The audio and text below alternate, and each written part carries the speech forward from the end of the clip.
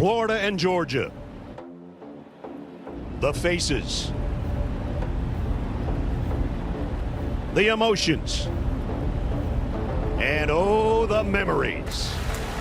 Appleby to Washington. Touchdown! Touchdown! He's about to break Herschel Walker's record. We may have 15 hankies in the air on this one. Kick is up, and it is good! Oh, my! Touchdown, George Pickens! Oh, my! What a marvelous run! Oh, my! Stokes, he's going to take it to the house! Touchdown to Kyle Pitts! Zeus, touchdown! Touchdown, Gators! Touchdown! That's a Bennett!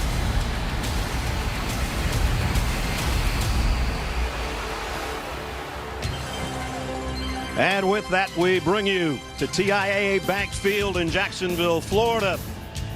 The annual border rivalry between the Florida Gators and the Georgia Bulldogs, both ranked in the top 10. The world's largest outdoor social distancing get-together is what we've got today in Jacksonville. There you go. But still, we'll have about 18,000 fans in here to watch these two teams play for either the 98th or 99th time. They can't even agree on that part. But what we do agree on a perennial basis, it seems that the top two teams are Georgia and Florida for so many years. That's the same story again today. And welcome to Jacksonville, everybody. I'm Brad Nussler. My partners Gary Danielson and Jamie Erdahl. You look at the top of the standings, you know that you win this game. You've got the driver's seat to the east and a trip to Atlanta for the SEC championship game. And Gary, they've been playing this thing since 1915.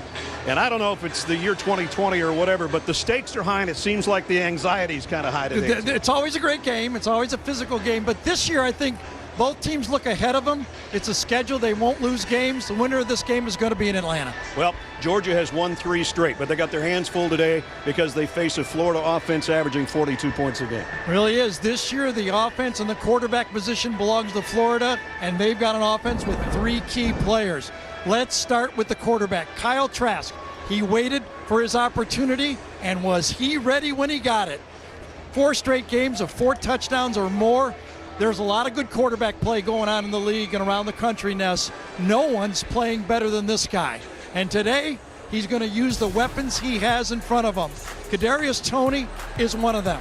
He has emerged. They lost 4 receivers from last year's team that are in the NFL, but Toney has replaced them very well. He is a weapon. And back, the tight end. Maybe the biggest mismatch in all of college football is Kyle Trask. I don't know if they can stop him. They just need to slow that Kyle Pitts down. The Kyle to Kyle connection, that's been the big part. Georgia can hang their helmets on having the top defense in the SEC, but they're banged up. They really are, and you know they're going to lean on that defense to help an inexperienced quarterback. Look at it right there. They got a couple of guys that are usually run stoppers that might be important in a lot of games, but I think Richard LeCounte is the big loss in this football game. Nevertheless, they're still loaded on defense at all 3 levels. They're going to affect the quarterback from that defensive line position. They've got to put pressure on Kyle Trask. Their linebackers are great blitzers and make things happen. And the secondary, they've got 4 and 5 stars across the board. And they all are going to have to step up and help their young quarterback.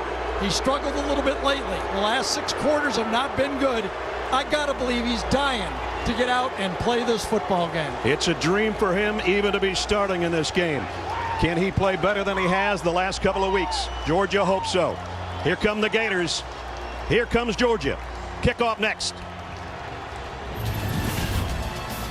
The Home Depot SEC on CBS is sponsored by Mercedes-Benz, USAA, Taco Bell, and by the Home Depot.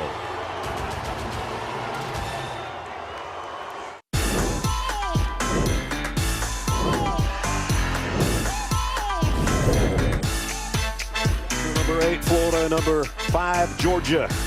And before we head to the kick, we head to the 3rd member of our team, Jamie Erdahl. Jamie. Next man up never meant so much, Brad, than to the Georgia defense today. You mentioned the onslaught of injuries they've suffered over the last week. Maybe most surprising was the news that veteran defensive back Richard LeCount was involved in a car accident Saturday night in Athens, returning from a game, maybe one of the best in his career, being named SEC Defensive Player of the Week. LeCount was driving a motorcycle dirt bike. He was struck by 2 cars, hospitalized in Athens until Tuesday night. He was released. He was been on the campus back at Georgia receiving treatment the rest of the week. I spoke with Kirby Smart when he arrived at the stadium. I asked, is LeCount going to return this season? He said we're hopeful. However, his timeline is 4 to 5 weeks. Most seriously, he's dealing with bruising in that rib and lung area. I did exchange messages with Richard LeCount today. He said he's feeling good. He's at home in Riceboro, Georgia. He'll return to the team in Athens tomorrow, but he messaged the guys he's excited to see what they can do today. Thanks, Jamie. One of our favorite players, Richard, and we hope you get better fast, pal, and get back out on the field. Kirby Smart hasn't lost to Dan Mullen so far. Florida won the toss and deferred, so Georgia will have the football first. 70 degrees, a little bit of a breeze. Perfect day for football, though, in Jacksonville. A little sticky, but that's to be expected. We'll call it the 99th meeting. The reason I said it's neither 98 or 99, they can't agree on whether or not the 1915 game counted. Georgia won that 37-0. That's why Florida doesn't really like to count that one. But Georgia leads the series. They've won 3 straights. This has been the home to this series in Jacksonville since 1933. Well, we will see if Georgia can handle the loss of a key defensive player in the secondary as well as Florida did a week ago when they had 3 players out and stepped up big. So it is like Jamie said, next man up. Sometimes you got to take over. Guy that also didn't play last week, Evan McPherson tees it up. Kearis Jackson drops back deep for Georgia. And Stetson Bennett, the 4th, warming up on the sideline as Georgia will get the football first. Who's going to win the East? Whoever wins this one's got the inside track. And Georgia will work from the 25-yard line. So enter Stetson Bennett, the 4th. Played so well early, and then from about halftime of the Alabama game that we did until now, things have been a little bit shaky here. It has, and you know, in that second half against Alabama, he did have to do a little bit too much, especially against a good Alabama team on the road. I've seen a lot of quarterbacks struggle, but if they keep it within the game plan, I think he'll be okay. When he gets out of it, he starts doing a bunch of stuff, he struggles. Might want to lean on Zamir White, who came. That'd be the plan. Yeah, career high 136 on the ground. He does not start in the backfield, however. Kendall Milton's in there. Georgia's got 3 tight ends. And they do have Zamir in there, too, so a full house backfield. And here is Zamir White. And Zamir White down the sideline might have a touchdown of 75 yards. Georgia leads 6-0.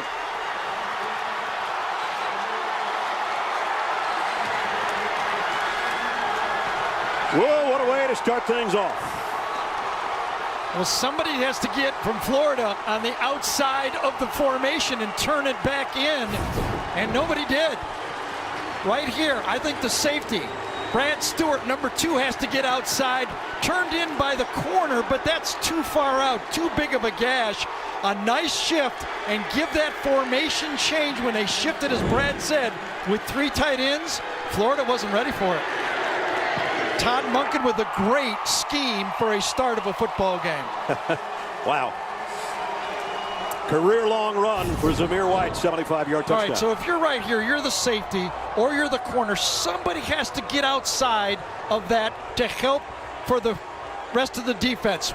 Moon gets turned in, Brad Stewart gets caught in traffic, and Zamir White is off to the races. And what did Todd Grantham tell us yesterday? Moon and Cox have to set the edges, and they didn't set the edge very well. I think the formation confused Moon, though. He had 3 tight ends, and he goes, okay, which one do you want me to set, Coach? Because I haven't seen this one before. Our AT&T 5G pylon cam shows you Zamir White just trotting in behind.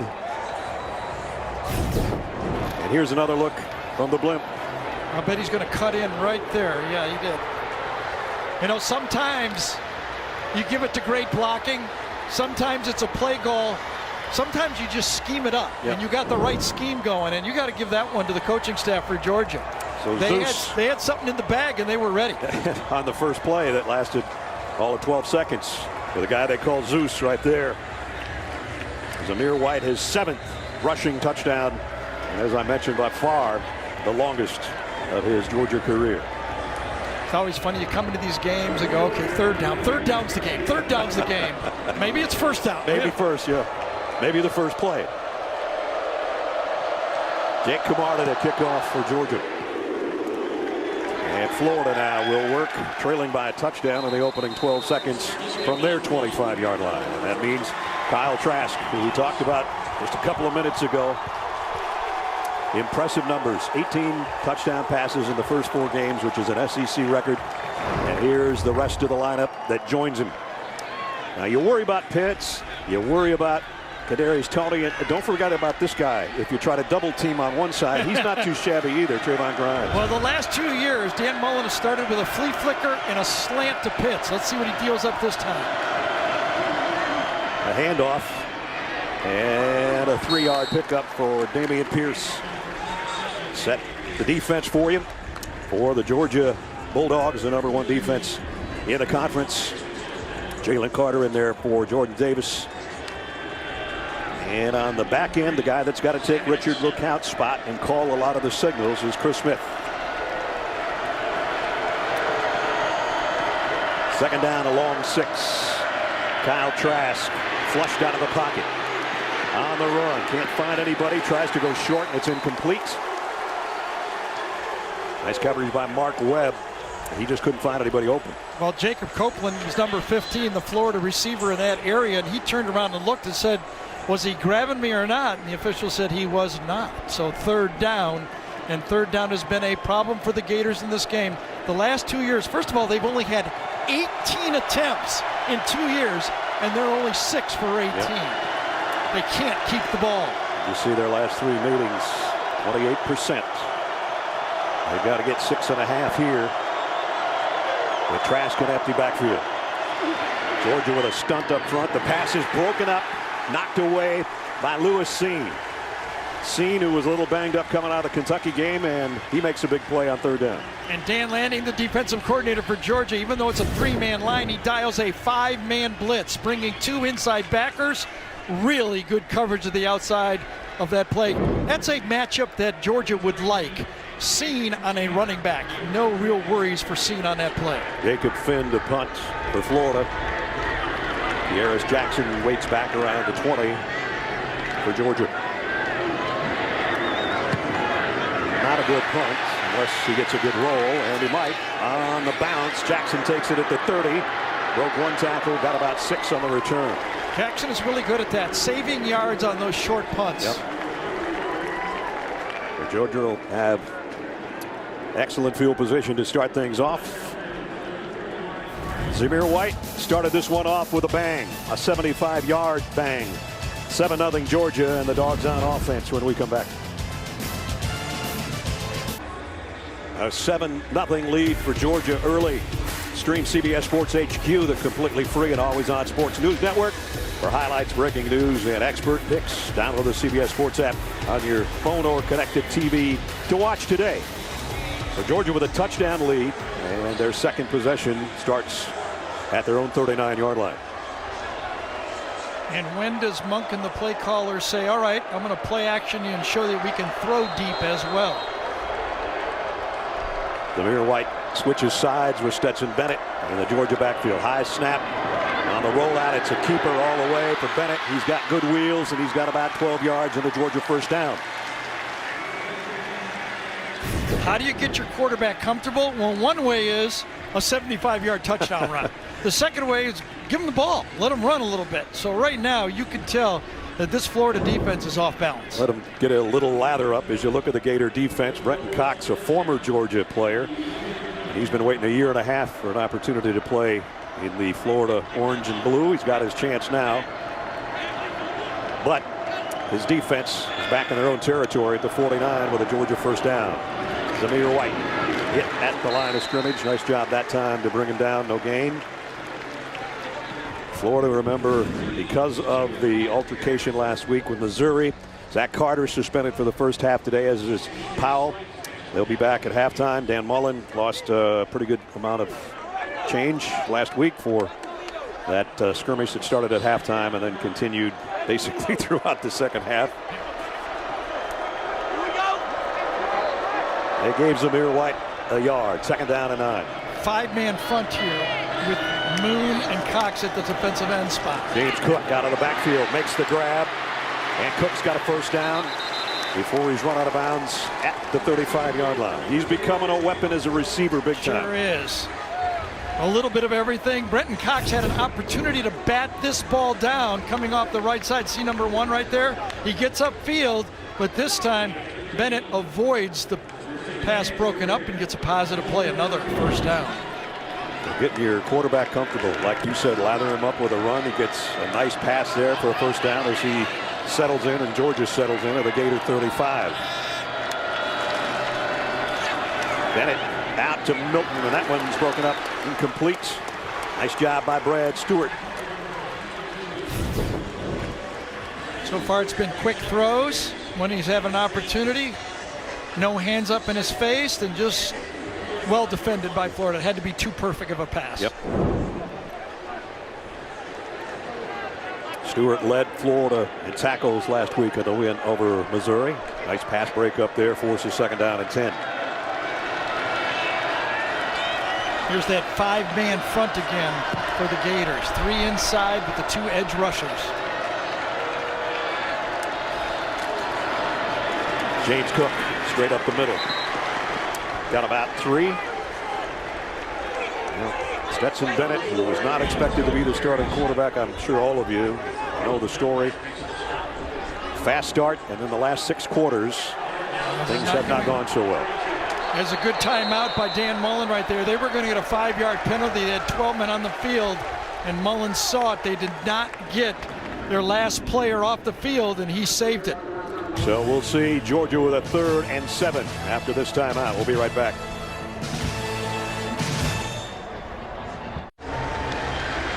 Now it's time to do Project Smarter, presented by the Home Depot, Gary. You know how these coaches stay in the offices till midnight? This is the stuff they work on. 3 tight ends, 1, 2, 3, and watch the tackle. Salyer pull around. He's really got nobody to block out there. He said, Coach told me there'd be somebody there. There was nobody there. And Zamir White smartly goes 75 yards for the touchdown. 3rd down and 7 following the Florida timeout. Bennett down the middle. On the run to Marcus Rosemy St. John, and he's got the touchdown. Hurt at the end, I think. Maybe the receiver and the quarterback took one. It was a late disguised safety blitz. He was free for Florida, but he didn't get there. He was so deep on the play, he never got there. That was the breakdown. Coming from the backside, right in, too late to get there from the slot. Free run at the quarterback, Bennett, but Rosemary Jack Saint for the touchdown. And that did not look good at the end of that at all.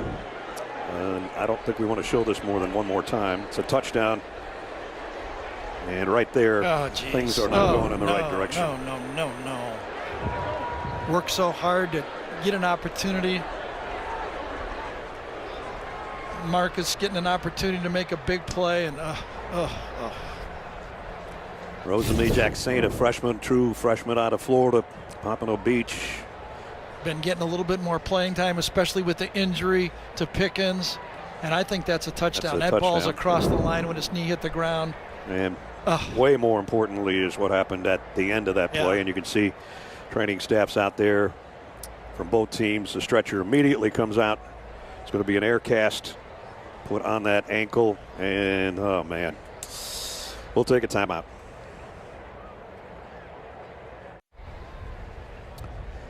And again, the concern around Marcus Rosemy Jack Saint, the freshman, injured on the play. We're not going to show any more replays of the end of that play, but we do have Gene Steratore with us, and Gene, we're just going to do it without replays. You saw enough of it, in your opinion. The call on the field was Georgia touchdown. What do you think, Gene?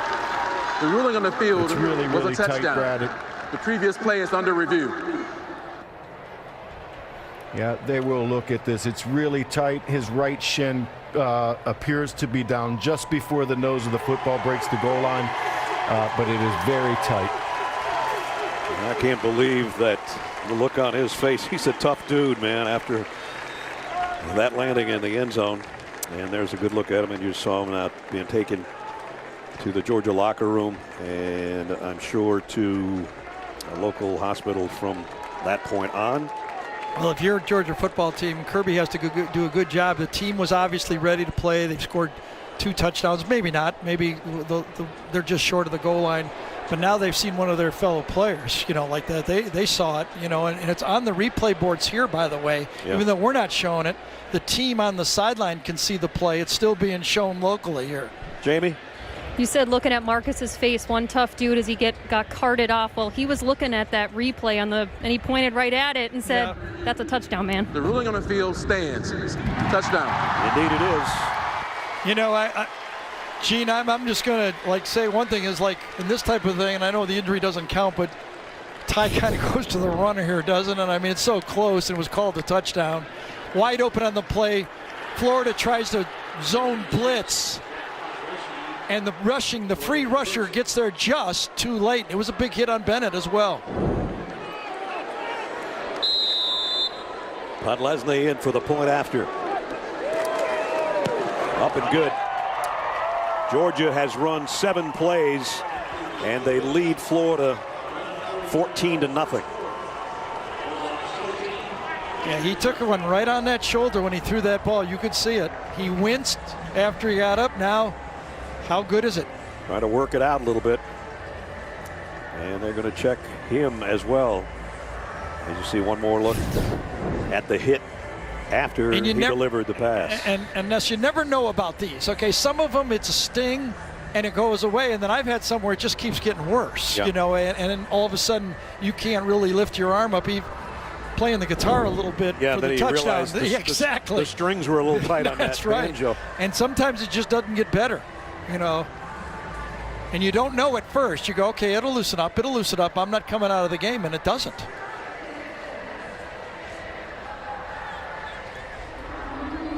So Florida on the 3rd down again comes back to haunt them. 4 out of the 5 touchdown passes that Jake Fromm threw against these guys were on 3rd down, and Bennett comes back and gives them one this year for good measure. Florida's had the ball 3 snaps and a punt.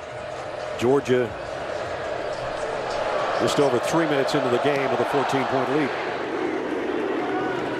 And they'll bring it out to the 25. Tomorrow, it's an NFL on CBS doubleheader. Early games, you see, Ravens and Colts.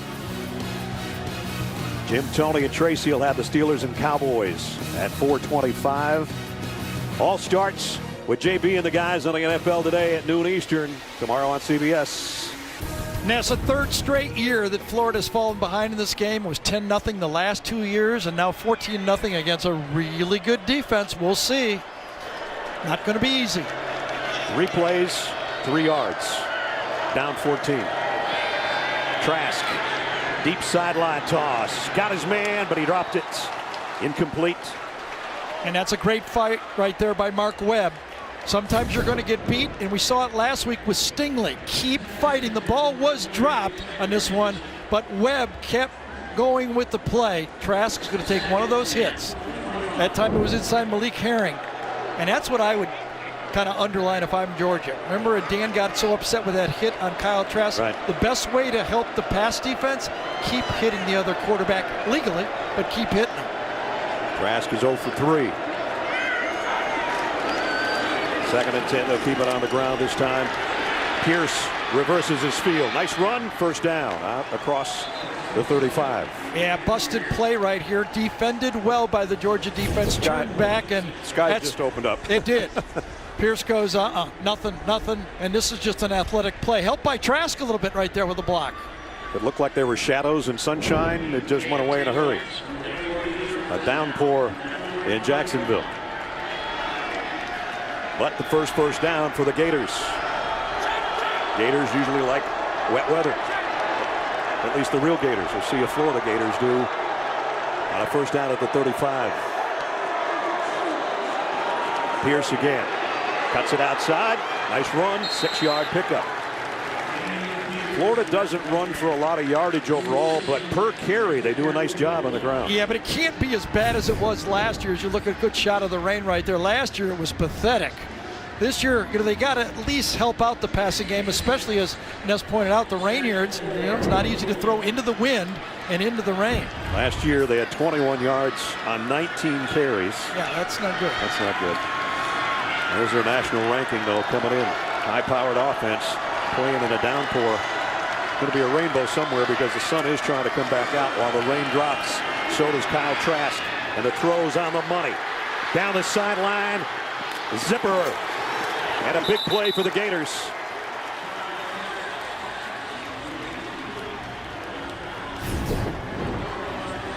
Well, this time with Kyle Pitts over there, he gets a lot of attention, and then you just slip it out. Oh, kind of just pushed right off right there. Got away with one. Ran right through the defensive scene that time and down the sideline. Big play. 39 yards. Yeah, points here. Even holding on the ball is big for the Gators. Get this into a comfortable, kind of a regular game for them now. Right. Right on the edge of the red zone at the 20-yard line. So look at this. 3 receivers over there and only 1 Georgia defender. Now they shift over to another one. Trask looks that way, throws short. Kind of a slow toss out there to Whittemore. So we talked to Coach Kirby Smart as you look down on the rainbow right Told there. you That's there'd be pretty one cool. someplace. Yeah. And we asked about LeCount not being out there, who makes the calls, and he said, I'm comfortable with Christopher Smith. He does a good job of it. We're going to miss LeCount the way athletically, but he thinks that number 29 Smith will be able to handle the adjustments. It was an interesting conversation, really. Yeah, When you consider LeCount's considered an All-American. Physically, LeCount, he said, is better than Smith, but Smith's a smart guy, and he can make the calls. 2nd down and 9.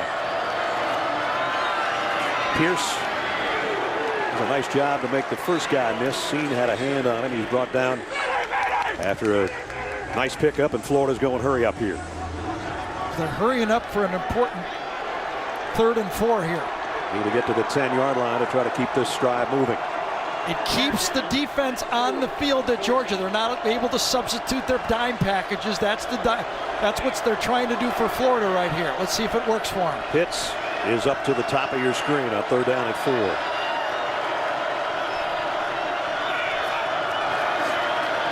Trask in trouble. Lofts one across the middle. Got it on the run. Got it to Shorter for the touchdown. Justin Shorter scores for the Gators. So interesting, when I told you they opened up the game last year with the slant to Pitts, this is the same exact formation. They're going to motion away from Pitts to run the slant, but this time Kyle Trask says, no, I think you're waiting for it. I'm coming back the other direction and making the throw to Shorter. Shorter's 2nd touchdown of the year, and certainly one the Gators needed. McPherson in for the point after. Snaps a little high. They got the hold down, and the kick is up and good. Ness, all the way from the start there, Florida looked like they were going to go fast. They kept the Georgia defense out there. Then they slowed down and made the right call for the big conversion and touchdown.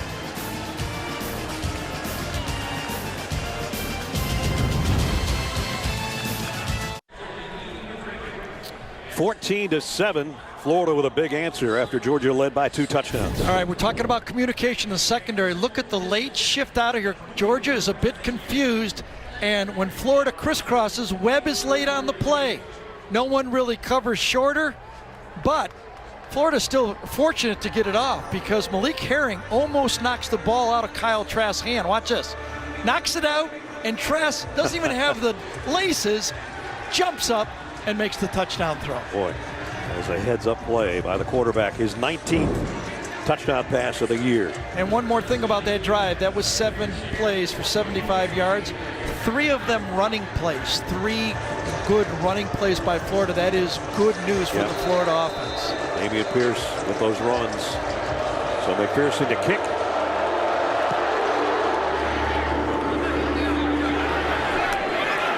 Kearis Jackson about a half-yard deep, and Kearis Jackson into Florida territory all the way out Let's see where they mark it at about the 43-yard line. Well, I hope television showed how Jackson saw the hole and accelerated right there. You know, a lot of times those kickoff guys are looking for something coming right at you. He starts out, and then right about there, he goes, oh, and he splits it and almost takes it. 57-yard kickoff return for Kearis Jackson. Yeah, he's in his big stride right there. Those are long strides, and he thinks he can go all the way on that one. Got a Gator down way back at the 27-yard line. With 8-11. We don't need to see too much more of this, do we? No. Dameon Pierce tried to shake off the injury on that kickoff coverage as he got tangled up right there and actually got hit by his own guy. Yeah, I think it was Rashad Torrance, number 22, that hit him. Meanwhile, Georgia's back in Florida territory after a great kickoff return by Kearis Jackson at the 44. Here's number 4, James Cook, for about 3. You know, that tackle was made by Justin Shorter, the wide receiver, on the special teams, or it would have been a touchdown on the kick return. Yeah, that's pretty good back-to-back plays, huh? Score 6 and save 6. Exactly. The first 2 possessions for Georgia, you can't even draw it up like that in a dream. 94 rushing yards already, and 75 of that was Zamir White on the opening snap of the ball game. Second down and 7. Bennett fires incomplete. Nice job defensively. Jalen Johnson was the intended receiver. And now we'll start to watch Bennett. He's still working that arm, Gary. Yes, even he is. After he throws, he's kind of still loosening it up or trying. Been there. You go, just keep me out there, coach. And it's one of the things that you can always go, let me keep throwing, coach, so I can keep it warm. And they go, we weren't going to let you throw anyway, Gary, you know. So keep it warm on your own. He's still rubbing that thing underneath his pads, too. I think he felt it when he actually cut that ball loose that time. And remember, one of the reasons he's in there is he manages the whole offense, all the checkoffs, getting him in the right formation. So he's an important player besides throwing the ball. And now he's going to have to cover the ball if he can. They came with an all-out blitz. And it's 4th down. Yeah, but he just drops the snap here. This was a good snap. We've seen bad snaps, but this was a perfect snap, and he's fortunate he's able to get it before he was tackled by Dunlap. And he didn't need to take another hit. No, he didn't, but you got to get the ball. Yeah, right. That time he goes down head first. Jake Camarda will come out to punt. So what started as a drive in Florida territory ends with a 2 or 3 yard loss before they have to kick. Top punter in the SEC, Camarda. This one's going to make it to the end zone. You never know. You kick one of those end over end, you think it's going to back up, hits the wrong way, topples forward. Florida gets it back as they'll come out to the 20-yard line. Gives us a chance to remind you, Thursday, new season of Young Sheldon's underway, and there's a lot happening in the Cooper family. Gather the family together for a new episode this Thursday night at 8/7 Central on CBS. Talk about a lot happening. We got a lot happening here in Jacksonville, and we've only made it through the midway point of the first quarter. Well, one of the things you know in modern college football, you see it every Saturday. You've been seeing it for the last couple of years. If you've got a quarterback, you're never out of a game. This one's pretty good. More than pretty good. Fakes the handoff to Davis. Goes right back to him over the middle. Malik Davis is in there for Pierce, who got hurt on that kick coverage. So the first time Davis touches it, he's got a nice gain. If you were going to ask me, one of the carryovers of the Steve Spurrier offense to this offense is the ability to get the ball to the running backs. Remember the days with Spurrier where he'd do that play action, check it down to those running backs? That's exactly what Dan has kept in the offense. I wonder if he just calls that Spurrier right, Spurrier left. They haven't got it in Kadarius Toney's hands yet today. They keep it on the ground at Davis. He's got a first down up to the 32 at the 6-minute mark. So Malik Davis comes in for Dameon Pierce, catches one across the middle, and then runs for one on a first down. You know, without Richard LeCount, that means that more is going to fall on Monty Rice, number 32, to make the adjustments with the shifts in the motion. Monty is an experienced football player, a good football player, but somebody in the shift in motion game has to change the leverage of the defense. First down, throw out to Toney. And did his knee go down? I don't know. Monty Rice is going to make the play, though. The guy, Gary, was just talking about, that's not easy to keep that guy down and make the tackle in open space. Well, he's got a bad foot, and he barely practices. He wears a boot for most of the week, so he doesn't put any more harm to that foot. But this time he's got a fast guy, and you got a linebacker on one of the most elusive players in college football, and he makes the play. Good defense. You saw Monty on that play. He was shifted the defense, turning around to the secondary, and still did his job. That's a lot on one play. That's a lot on one play. Loss of 4, second down at 14. Trask down the sideline, got it to Davis. First down as he slides into Georgia territory. You know what you have sometimes? You just have what you call a winning throw. They can be good coverage. You can have the right defense on, but your throw is just better than their defense. And when you put the ball in those positions like that, you can score a lot of points at any level. That's what I say. There's a lot of good quarterbacking going on in the country, but none any better than Kyle Trask. They may tie him, but not better. A perfect throw, a 22-yard pickup, and now back to the ground and about a 5-yard gain for Naquan Wright in there, the third tailback for Florida. And Bennett's, did he go to the tent or did he go inside? But you can tell that thing is still bothering him. I think he's going to go into the locker room. Let's go to Jamie. He did pop into the tent, guys, but now he is jogging to the locker room. He seems most aggravated by his collarbone, if I had to say anything. Tony brought down, gain of 1, and a nice play by Tyreek Stevenson. As you see the Georgia starting quarterback still even moving his neck side to side as he heads to the locker room. And that will mean that either JT Daniels or Dewan Mathis, and Mathis warming up, so is Daniels. There's those two guys going to be one of those, it appears, the next time Georgia has the football.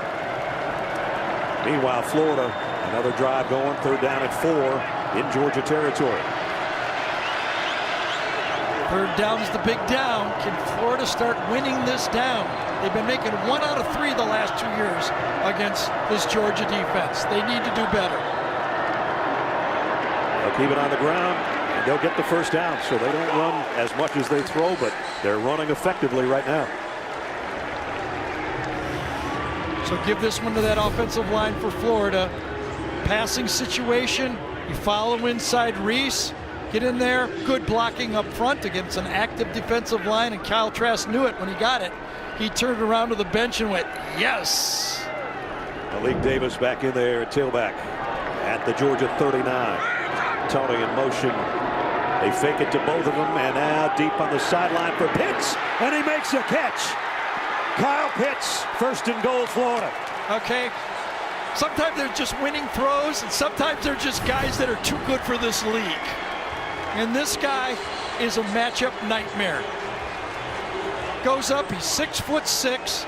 He stops and he adjusts the ball. He's got tremendous confidence. And when you're the quarterback, Kirby had the elevation, but Stevenson did not. If you can see in the background, Kirby did his vertical about 30 inches, but Stevenson in coverage did not. Got a timeout with 2:25. Kyle Trask trying to get the crowd fired up, and they answer in kind. About 9,000 of them. Each team got about 9,000 tickets for this. I don't think Kirby jumped this high when he was all SEC as a player at Georgia. No way, ever. Trust me. First and goal, Florida, when we come back.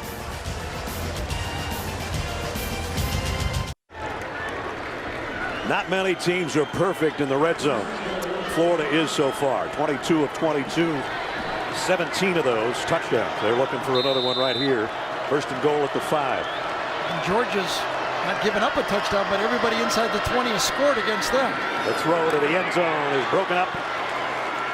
Intended for Copeland, and Eric Stokes got a hand on it. I will say this. The officials are letting the man coverage players in the secondary be physical. Watch Stokes on Copeland. He's got his hands on him. They're letting him play that. I think that's a pretty good call, to tell you the truth. If you can't do that, I don't know how you can cover him. Unless you got that Kirby vertical at the end. Second down and goal. Damian Pierce is back in there. They fake it to him. Trask is going to try to do it himself, and the big guy goes inside the 3. It's the quarterback counter. Florida and Mississippi State, and Dan Mullen has been running this, but it was with Dak Prescott and Tim Tebow, not Kyle Trask. Just under 2 minutes to play in the quarter, and we've had a lot of fireworks. 11th play of the drive from the Georgia 2. Pierce straight up the middle. Touchdown Gators. We're an extra point away from a tie game in Jacksonville. Well, you got to believe that Georgia defense is looking all over. Where's 84? Where's number 1? And all of a sudden, while they're looking around, boom, they're running right at you, and they make the touchdown. Good call. Georgia on defense trying to stop them. Some athletic plays. They haven't been able to do it. Some pass plays. But Florida continues to be willing to run the ball. They have not given up on the running game. McPherson in for the point after. You're telling me Florida wouldn't take in the first quarter 9 rushes for 46 yards? That's a huge win for them. Remember, a team that rushes for more yards than this one has won 14 straight games. Both teams running the ball pretty well. This is Dameon Pierce, his second touchdown rush of the year, and it's tied things up in Jacksonville. Dameon Pierce over there on the sideline saying, "Coach, don't put me in on kick coverage, really. Give me a break." What do you got to do to get off special teams? He might be still going out there. Didn't have his helmet on, but I think he will join the group. Or he's telling the guy that's going to take his place, here's what you do. Just don't get run over by your own guy. All right. Most combined points in a first quarter, and we still got a couple minutes left in the first quarter. Since 42.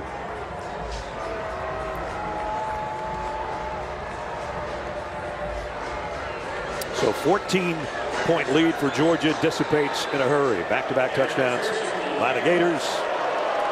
McPherson's kick. And this time, Kearis Jackson had to let this one go. So they started out, things are going well for Stetson. He has a couple of runs, but on this touchdown throw, the free safety is running right at him off the slot. He doesn't realize how bad it is at first, but then he says, I got it kind of jammed there. And the more he threw, the more he felt it. Jamie? I wanted to add on that, Gary, that you're right.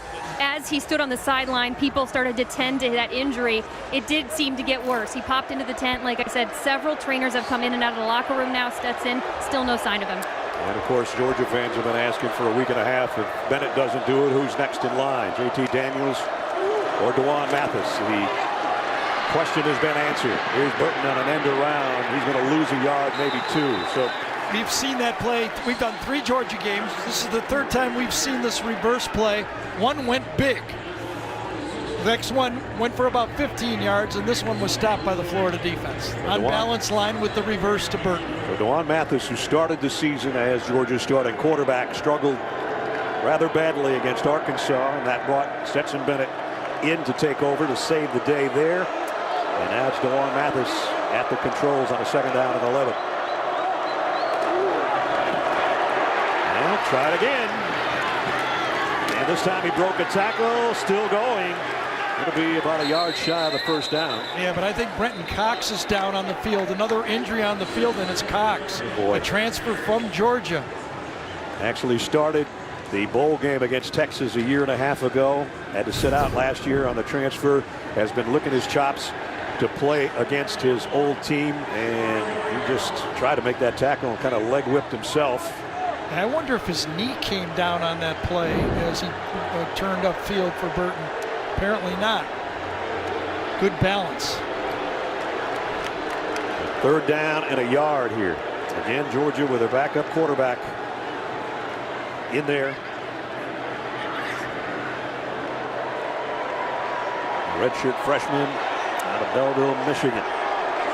3rd and short. They got everybody packed in tight. Now James Cook whistles more before the snap.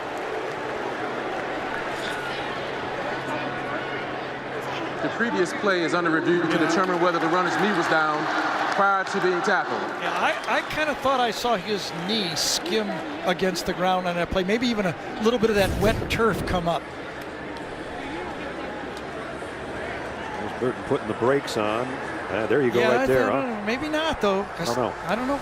If so, it's going to be at the 28-yard line. Remember, it was called a good play. I don't see.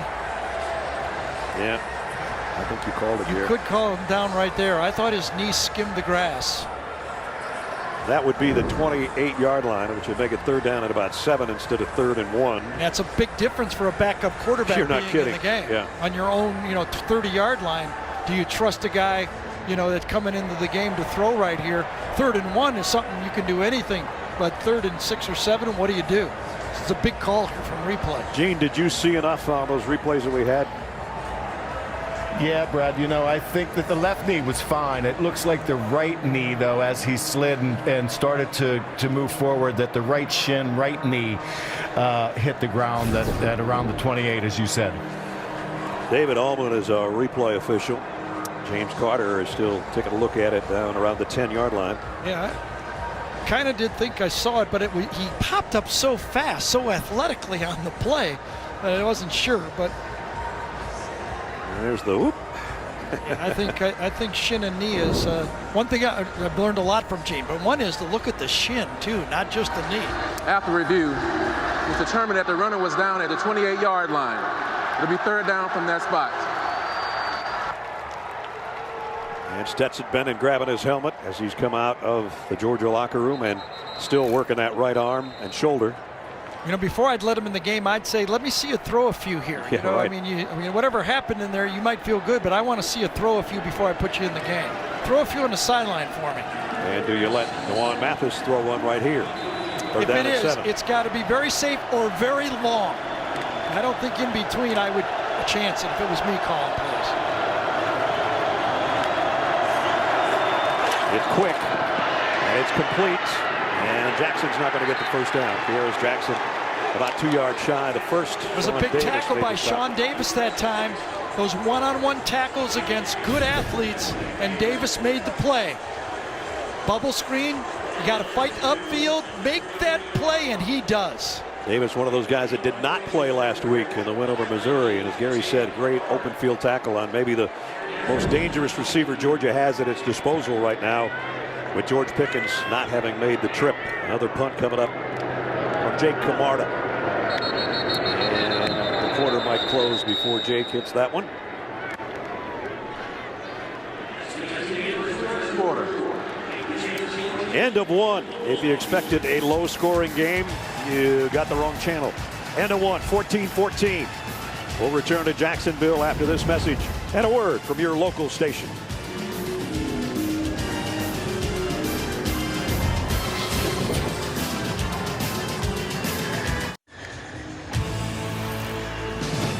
Home Depot SEC on CBS as we head into quarter number 2 between 8th-ranked Florida and number 5 Georgia.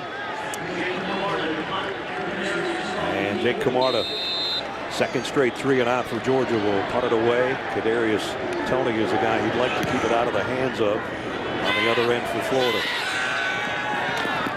And he has to make the fair catch around the 15-yard line. Welcome back. Brad and Gary. Jamie's down on the field. A lot happening in that first quarter, man. Georgia, in 10 plays, they're up 14-0. Right. Okay, so Florida hangs in there.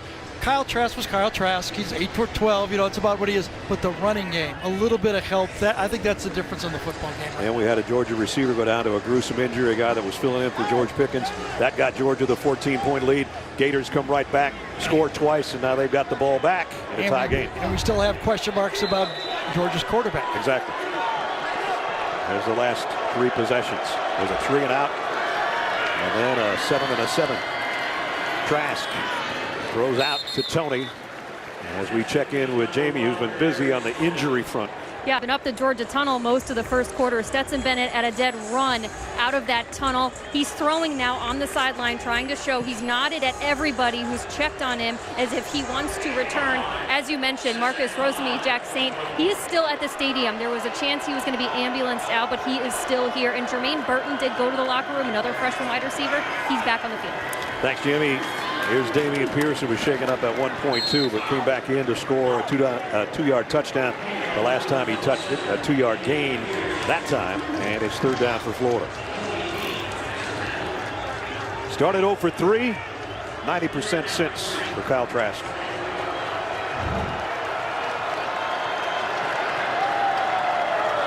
So Georgia always has to find where 84 is. And he's set up on the right side right now. Right in the tight end position right there. And go from there. And then number 1 who goes that way with him, Tony Trask, a little uneasy, but he got it complete to Shorter, who has a touchdown catch. This time he's got a first down. Excuse me, Brad. He wanted to go to Pitts, but Georgia said, we know you want to go to Pitts. And they covered him. Watch the coverage. They're going to crisscross right in there. One player goes there, and a lot of traffic. 2 Georgia players covering 84. He did have that big catch to get him down to the 5-yard line. They scored the touchdown after that. First down now at the 27. Davis. Oh, look at that defense. That draw didn't scare anybody. Yep. Let's go to Adam Zucker, New York studio with a Jeep update. Zuck. All right, Ness, our old buddy Talia Tagovailoa with a couple of touchdown passes. And then it's Jake Funk going for a 38-yard run right through the Penn State defense. 21-0 Terps. Penn State at risk of starting 0-3. Wow.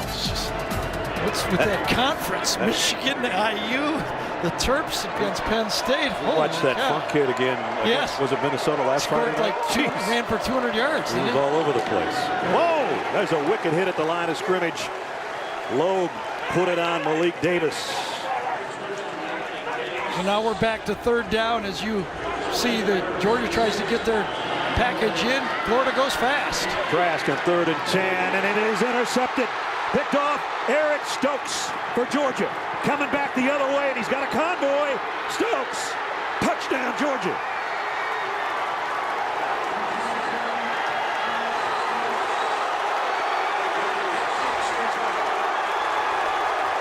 A ball intended for Xavier Henderson, and Eric Stokes with his 3rd interception of the year, his 2nd touchdown return of the year. I don't know if it was who it was intended to, but watch Stokes come off his man.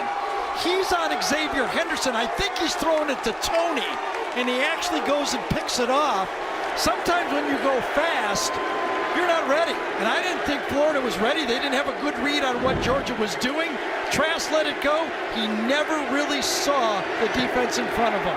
Extra point is up and good. Georgia strikes again. This time it's their top-ranked defense. Xavier Henderson took Stokes right into the throwing lane. The true freshman receiver did not know the play, and it came back and bit him. Eric Stokes had a 30-yard pick six against Arkansas.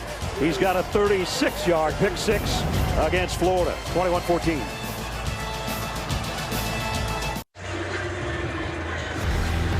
The PBR World Finals kick off this Saturday on CBS Sports Network. Don't miss 4 straight nights of the best riders going head-to-head to prove who's the best in the business. Only on the 24-hour home of CBS Sports. Georgia and Florida playing to see who's the best in the business in the SEC East, and Georgia's just regained the lead. Ness, we're going to take one more look at it after the kickoff unless there's a touchdown here. But there are routes, which is an individual thing. Then there are patterns, which the whole group has to run a pattern. Remember, this was a hurry-up, and Xavier Henderson, a true freshman football player, is on the outside here on a hurry-up play. Watch him bring his man in on the play. And then right at the end of the play, Trask, as he throws it, you could see in his vision he thinks he has a completion, but he does not see Stokes coming in on the play. One other player for Florida was brought in to intercept the pass. That was a bad pattern that caused the interception, and the athletic Stokes takes it and makes Florida pay. Stokes' second touchdown return for a score, interception return for a score. As you take a look at the AT&T 5G pylon cam, Eric Stokes, a junior out of Covington, Georgia, coming right at you for the score. An injured player on the field. It was Nate McBride on the kick return. The other part of that, I mean, Florida had, I think they had just converted their last 4 third down plays. So that would have been the bugaboo. Now they're going to go fast. I think they're going to convert another one. All of a sudden it ends up being a pick six. Yep. What a wild start is right First 3 minutes, 2 Georgia touchdowns, back-to-back scores. After a 3 and out by Florida, they go for 2 touchdowns, and Georgia takes the lead right back. We still got 12-17 to go in the first half. And what we talked about in the open is the number of athletic players this Georgia defense has. They're all over the field. You know, you beat them sometimes, but you better do it well because they've got athletes running towards the ball and the quarterback full speed. Here's a wheel route. Naquan Wright down the sideline for Florida. All the way down to the 25-yard line. So Naquan Wright comes out of the backfield. He's hot. I think he has Monty Rice covering him one-on-one. Oh, a pick. Rice got picked on the play by the Florida player, the Florida receiver, and never could get back in phase on the play. A 50-yard pickup from Trask to Naquan Wright, and it's at the 25 of Georgia. Georgia with a blitz. Trask going to the end zone. Pitts, touchdown. My goodness. Tyson Campbell was trying to stay with a big fella, but too much. You want to know how college football has changed? That's how college football has changed. You've got guys that were 6'6" basketball players now playing tight end. Pass interference. Defense. Number 3. That penalty is declined. The result of the play, touchdown. Yes, a lot of people have been saying that Kyle Pitts reminds them of Travis Kelce or George Kittle, 2 great all-player tight ends in the NFL. To me, he's not. He reminds me of the Las Vegas Raiders' Darren Waller. Oh, yeah. The 6'6" kind of hybrid wide receiver tight end. That's how he plays the game, and that's how difficult he is to cover. I saw a game early in the year where against the Saints, he caught 12 balls for 105. A matchup nightmare. Yeah, we knew this guy was a matchup nightmare just from watching last year and then the first 4 games this year. But it seems like a 50-50 ball when you throw it, but it's not. That's about a 95-5 with this guy. Yes. A 2-play drive, 75 yards, including 25 to Kyle Pitts. That's his 8th touchdown catch of the year, and we're even again at 21.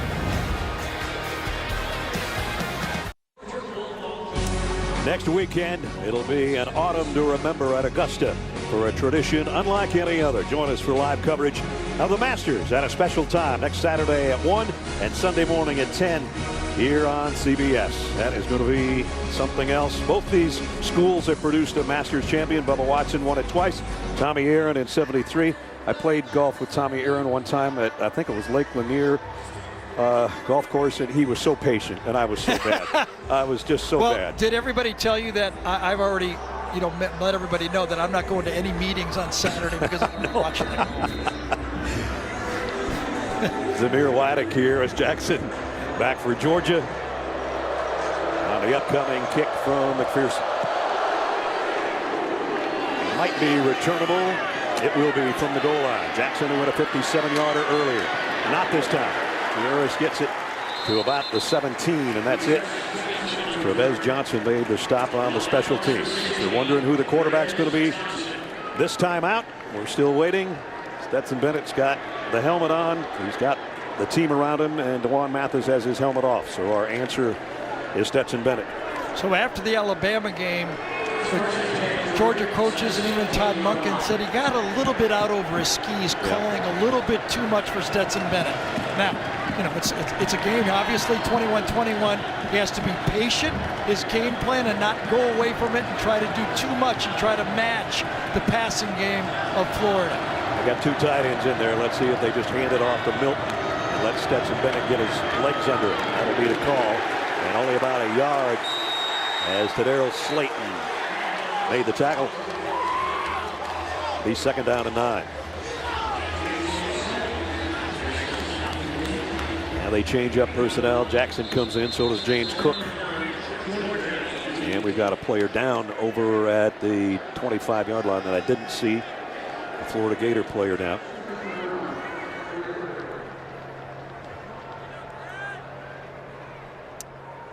We've had too many stoppages in play because of injuries so far in this first half, that's for sure.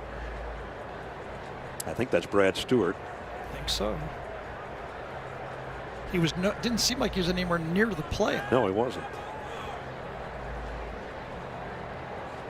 Stewart, a senior out of New Orleans, one of their key figures in their secondary.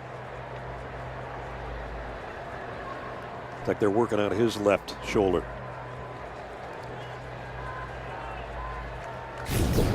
See if we can see what happens on this play. There he is coming up. Yeah, he was in the middle of the play. On the tackle.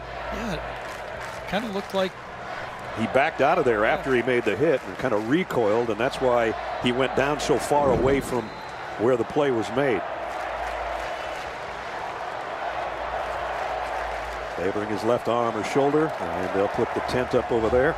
So one of the things I'm thinking now, if I'm Georgia, Todd Grantham, is when they run the shotgun run game, I'm going to let the quarterback, if he wants to try to run, I'm going to play running back. With a hurt shoulder, I'm going to say he's not going to keep it anymore. I'm going to play running back until he proves he's going to keep it.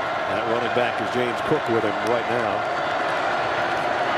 Fakes it to him, rips it down the middle, and Kearis Jackson, good throw and catch, first down. Dentrell Miller thought he had it. This is what you have to do to throw the ball over the middle. When teams play in zone against you, you have to make tough throws. When they get picked off, they don't look good, but when you make the throw, it works really well, and that was a perfect throw from Stetson. Sets to go again. This time he's going to air it long. Got a man out there, Matt Landers. Oh, man. A little bit too far for him. I thought there was a lot of jostling at the end of it. I don't know if Landers could have got there. Was it Sean Davis that was hooked up with him? Yes, it was. A safety out there. Landers is deep. They're fighting. They're hand checking. And he uses his arms to slow him down. If it would have been his feet, I would have said good no call. But I think his hands at the end, he reaches out and grabs. Could have been called, I think. This is the first time we've had a split crowd, so you can actually hear some of the noise. Georgia fans didn't like that one, the non-call. Second down and 10. Zamir White, loss of a yard. Tyree Campbell makes a difference on the interior. He did.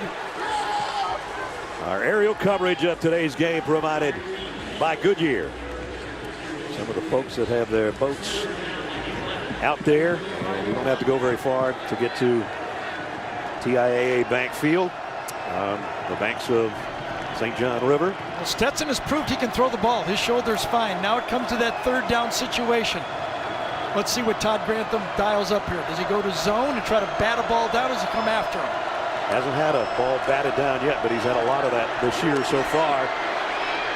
He's going to throw on the run here, and it's too high. Intended for Burton. Incomplete, full down. You're right. It was good patience. Nice job by Bennett. Worked his way up in the pocket. That buys him an extra couple seconds. Protection's okay, but he knows he has to get out of there. And when he comes up, he finds the open player and just lets it sail by. Yep, he knew it too. He had him open. Would have been a big gainer and a first down. Instead, it's Jake Camarda, Kadarius Toney for Florida, waiting back at the 20.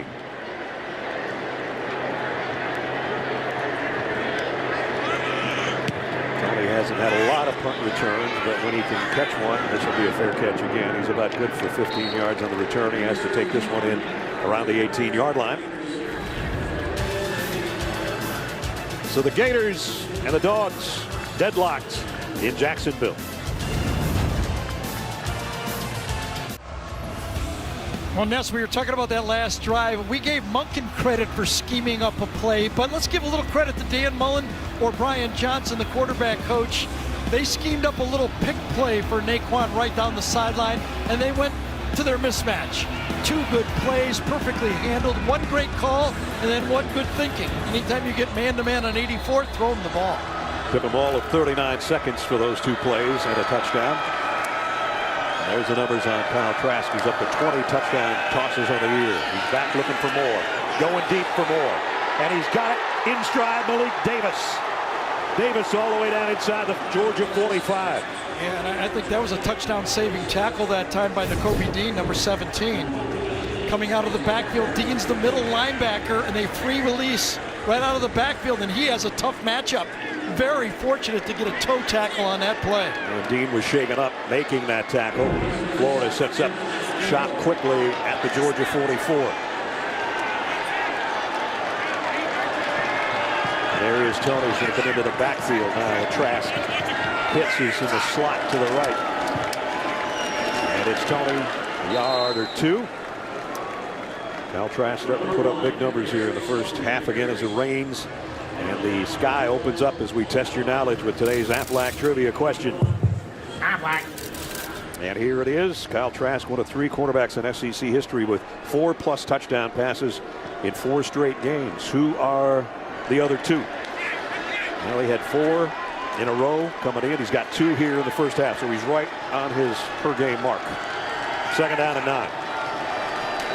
Trask fires deep middle. Oh my goodness. Pitts didn't make the catch, and we're going to have what looks like maybe a targeting call on Seam. I think it is. Wow. Both guys are shaken up. Yes, they are. And now we got a little mix-up going on down here. That's what the rule makers are begging to try to get out of the game. The players don't take those angles for those hits. That's the way football was played for years and years and years. When you threw over the middle, that's how you stopped it and you discouraged it. But now, that's a tough one. Yeah, the days of Jack Tatum are long gone. Right. Pitts shaken up. Seam doesn't even know where his helmet is right now. I don't know think if he knows where he is right now. That's what I'm saying. Yeah.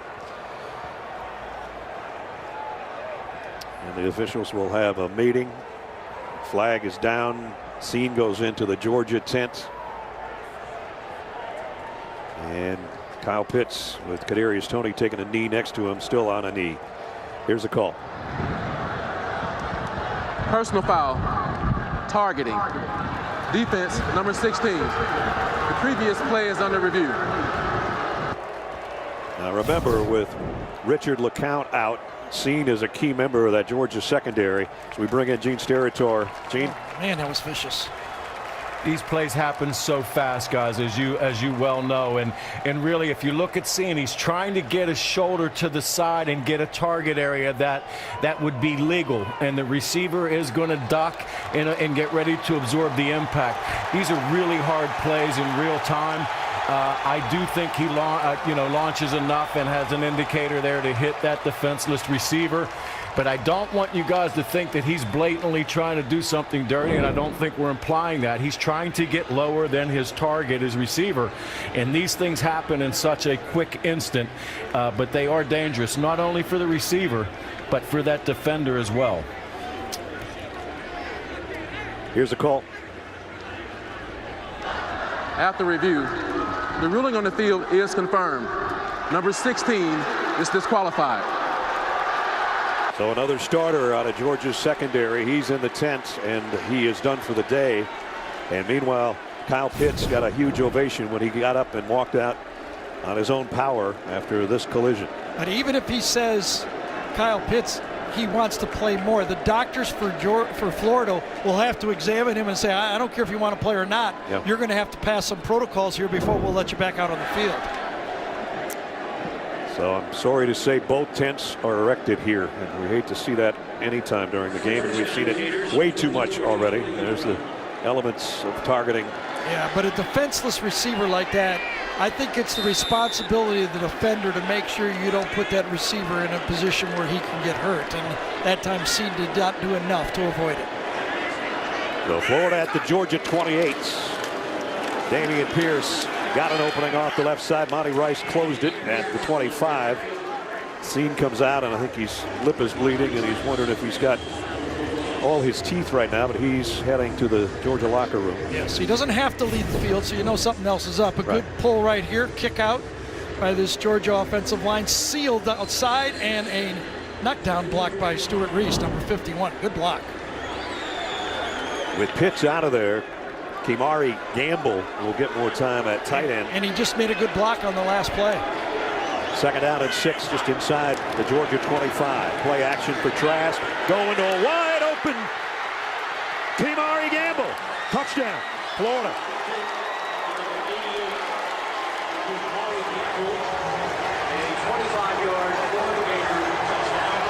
So Ness, the conversation we had with Kirby Smart when he said, I'm very confident in the communication of our defense. We shouldn't bust.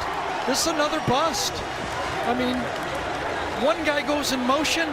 For some reason, the Georgia defense can't handle it. They pass it off, and a wide open You and I could throw that one still. Man, you worry about number 84. He goes to the sideline, and the guy that takes his spot hauls in the touchdown pass. And Florida is in front for the first time today. Again, a simple adjustment. One guy in motion. Remember, a year ago it was J.R. Reed. Then it was Richard LeCount. Today it's Christopher Smith. Whoever it is, they messed it up. As you look from our pylon cam, Gamble puts the Gators in front by a touchdown.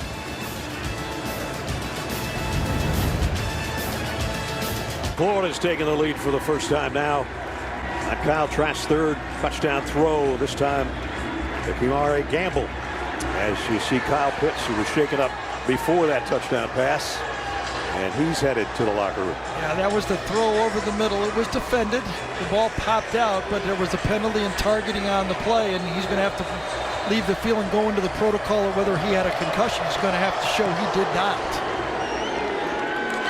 Kick off. Kearis Jackson will let that one drop. Here's the hit again. Lewis Seen ejected for targeting on that hit right there on Kyle Pitts. Yes, and then back up tight end, and it was the motion. There's three guys over here, three receivers. When Tony goes in motion, that means there's two there. So divvy it up. Look at all the adjustments by Georgia, but they don't adjust correctly. Costly. And the backup tight end, Gamble, says, I can do it. Not as pretty as 84, but I can do it. There aren't too many that are as good as that guy. But Gamble made it look easy on the throw from Trask. And now let's see if Georgia has an answer. We seesaw in this game. Bennett to throw, and he's got his tight end and dropped it. Dropped it. John Fitzpatrick would have had a big gainer. Didn't take the ball with him. Perfect call. Great execution. Fake the pitch. Fitzpatrick is wide open. He's not going to score, but it's a nice 20-yard gain and get you out of your own 25-yard line to answer.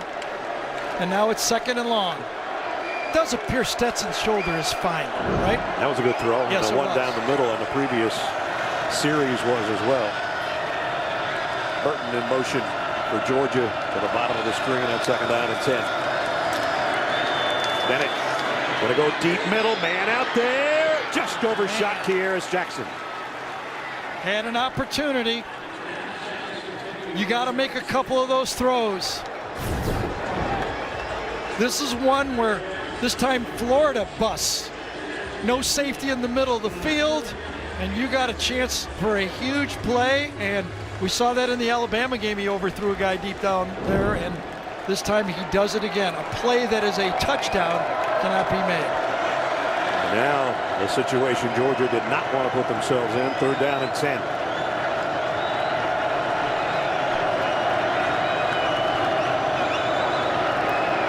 Bennett rushes getting to him. He got away somehow.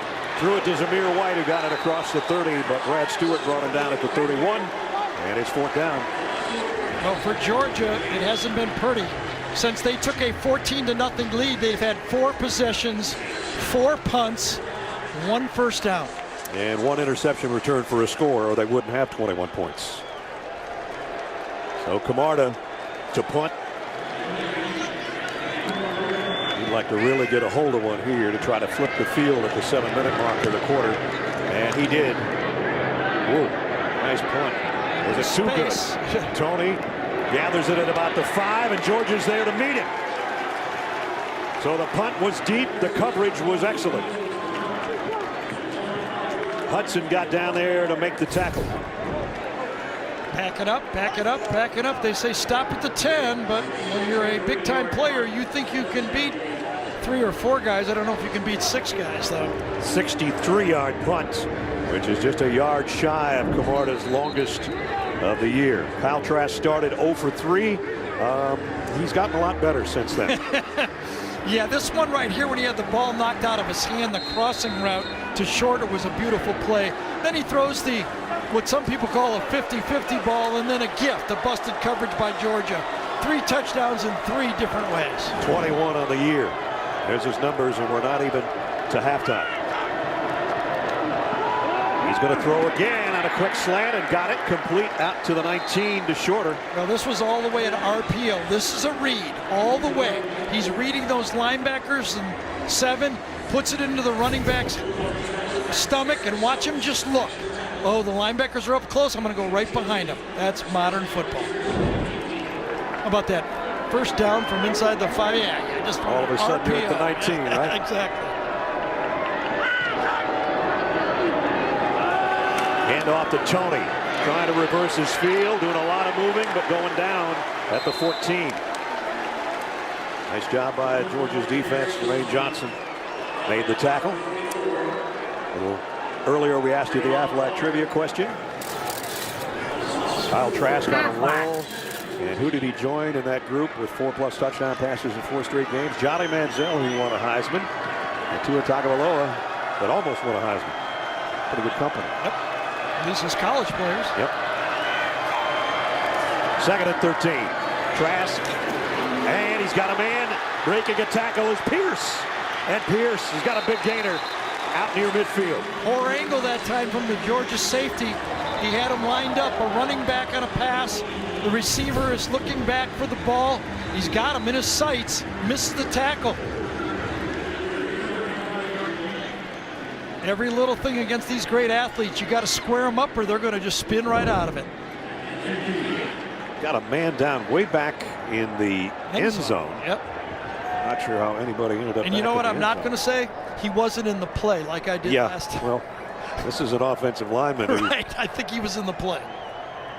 must have walked back literally 20-some yards to end up on a knee in the end zone. I think it might be the right guard, Reese. Yeah, Reese had a good block on that last drive when he got the knockdown block, and it's like his left shoulder's kind of just dangling there, doesn't it? We had some bad shoulder problems so far today for everybody.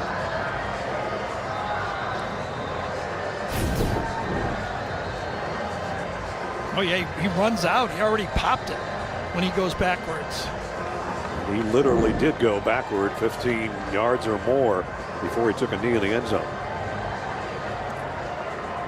Emory Jones is coming at quarterback. Kyle Trask comes out from the midfield stripe. Trask has 300 yards passing and 3 touchdowns, and they bring in Emory Jones from midfield.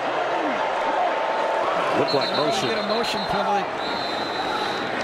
Sometimes you wonder if you're putting a square peg in a round False start. don't you think? Yeah. Offense, number 56, 5-yard penalty. First down. Now Jones' cadence may be different than Well, Trask. of course whatever, it is. Of course it is. Trying to get, a little different look for this Georgia defense, and it's not exactly the same for that offensive line. It's going to be 1st and 15. Backs it up to the 45. Leave Jones in there. And by the way, that's the first penalty of the game for this Florida team. Jones is a Georgia native out of LaGrange. And 1st and 15, a run all the way for him. And he got about 7 straight up the middle. Major Burns, freshman safety, made the tackle. And Jones goes out. Trask comes back in. Just remember that we've seen Emory Jones do that, come in and look like he's going to run that quarterback power, and he rears back and throws a play-action pass. So that could be a setup play for later.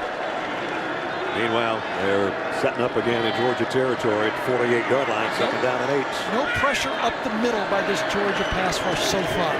Trask throws on the run, completes it to Pierce. Pierce, pickup of about 8 more. Dan Mullen has been known as a quarterback whisperer, if you will. Alex Smith at Utah. Tim Tebow won the Heisman Trophy when he was offensive coordinator. Urban Meyer at Florida. Dak Prescott. He's had some pretty good guys to work with. Yeah. I think he's done the best job with this guy. He sure has. I mean, a guy that they were really not counting on got the job because of injury. They're averaging 476 yards a game. But remember, they've run the fewest plays in the country, averaging just 63 a game. They're close. 368 already in this football first half. They're down at 2. Can Pierce get the first down? He does easily. Monty Rice will bring him down, but not before he gets to the 35-yard line. Well, clearly the passing game and all the variations that this offense for Florida has allowed the running game to pick up important yards. Not huge yards, but important yards. I mean, you have to have it both against this Georgia defense, and obviously Florida does. Again, Georgia missing some people. Richard LeCounte and Lewis Seen, who went out with a targeting call here in this quarter. But up front, you keep talking about them being, we keep talking about Georgia being the #1 defense. They got annihilated by Alabama, and they're getting ripped pretty good right here in the first half. Malik Davis that time. Short game. Well, I mean, you watch them on tape, they look good. I know they do. But so does Florida. What did Alabama have? 564. They did, but the game was close for a while. But I will say this, in modern college football, offense wins. Period. Offense wins. If you're good on offense, we saw it last year in the SEC championship game with LSU. Georgia came in with a good defense. You've got to be able to score points, modern football.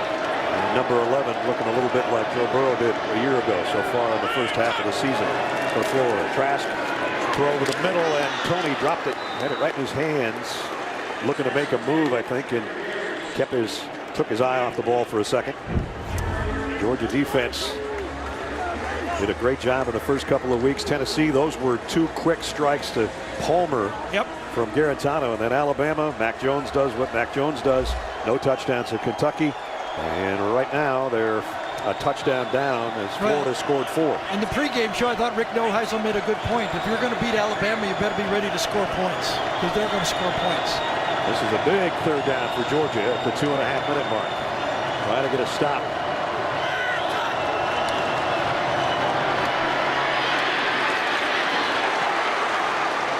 The 31 is Davis. Call on 3rd and long, isn't it? They're going to go field goal here. I would assume they would. You got a field goal kicker that's been good. He's been perfect so far anyway. Didn't play last week, but he's 5 for 5. Just thinking out loud, I mean, if they have Pitts available, do they still run that play? Or is he thinking, you know, we're not as good without him. We're not as able to spread out that defense. I think I like the opportunity here for a 50-yard field goal, I guess. Evan McPherson from 50. 5 for 5 on the year. His career long is 55, so he's got the range to try to add to the Florida lead. And he blasted that one. Sure did. 50-yard field goal by McPherson, and the lead goes to 10. Kyle Trask, who's been huge, over 300 yards passing, and he said, we'll take 3 when we can get it. Florida by 10.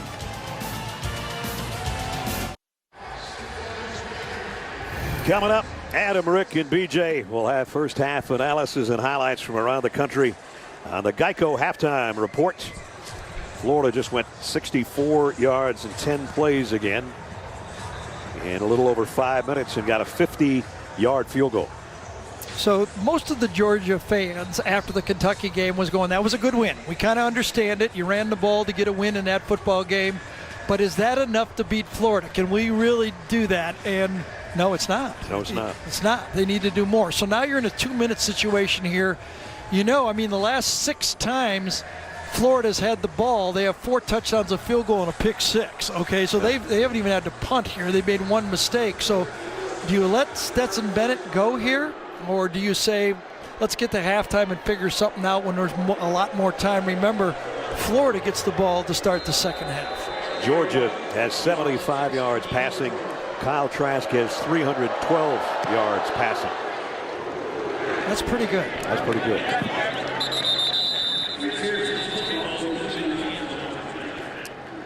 Here's the starters that have gone down. Seen out for targeting. I don't think he would have played anymore anyway after that collision. Right.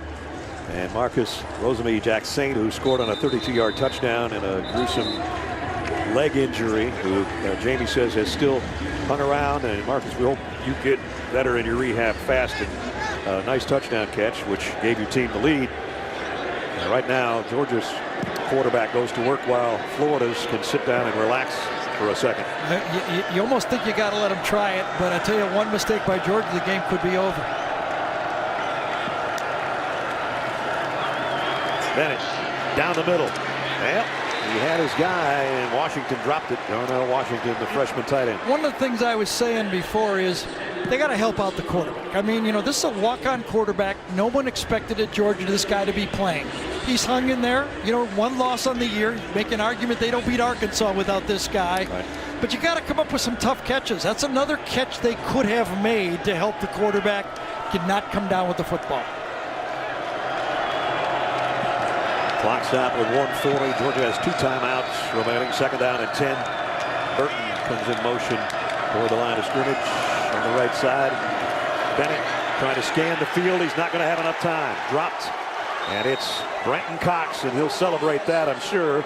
Although his helmet came off and he might be done for a play. Former Georgia player gets the sack. All right, I think it was a pretty good coverage.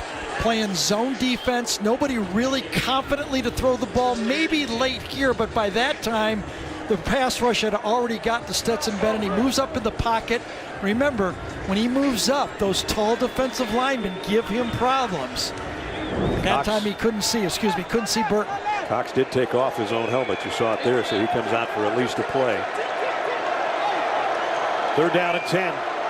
Something safe, something to the outside, a screen, something, a little swing pass. Don't want him thrown over the middle right now. They've missed their last 4. They're taking time off the clock as much as they can. I'm surprised Florida isn't taking a timeout. I think Dan just says, I'll take 31 and go to halftime. Now the play clock down to 3. Bennett going to go deep on the sideline for Landers, and he overshot him. You can always, and listen, I'm not criticizing Stetson Bennett. He's doing as good as he can, but you can always, I was told when I was coaches, when you're throwing long on deep balls, you're a little bit nervous. You're trying to make sure you don't get a ball picked off. Yep. You're just giving it a little bit. You know, throwing long is really being too conservative when you overthrow guys deep. So, you know, it's tough out here. It's a good, you know, a lot of at stake, and not a lot of experience for Stetson Bennett. They come on. After a great punt the previous time, this one. That's going to be inside the 50-yard line, I think, Brad. Short field for Florida with 2 timeouts remaining. It is. Ooh. And that's when everybody, I don't know, you'd think that should be as easy And as you he can knew do it. Yep, as soon as he right hit away. it. That one was 40 yards shorter than the last one. Yep. So now, even though there's 39, that's what I was wondering why Dan didn't take a timeout, and then he gets a break here now. 39 seconds, you're thinking another field goal right away here. Can I get a field goal out of this? Two timeouts for both teams. The way number 11 is slinging it around, he might just let it rip here a couple times. Oh, yeah. 4 wide receivers out there. Let's see if Georgia can get a little pressure and affect the quarterback here with a pass rush. Kadarius Toney has not been a big factor in the passing game. He's in a slot on the left side. Trask back to throw. Throws short, and going to be Whittemore. We've got, I think, a first down. They're going to move it. Yep, first down. So Azeez Ojulari is a big-time pass rusher, but a good job being done by this Florida offensive line. Pushing him to the outside, that's good protection by Forsythe. Ojulari leading the SEC in sacks. His little brother is second in the SEC in sacks. First down, 34 seconds. Trask, plenty of time, pumps once, throws late. Monty Rice breaks it up.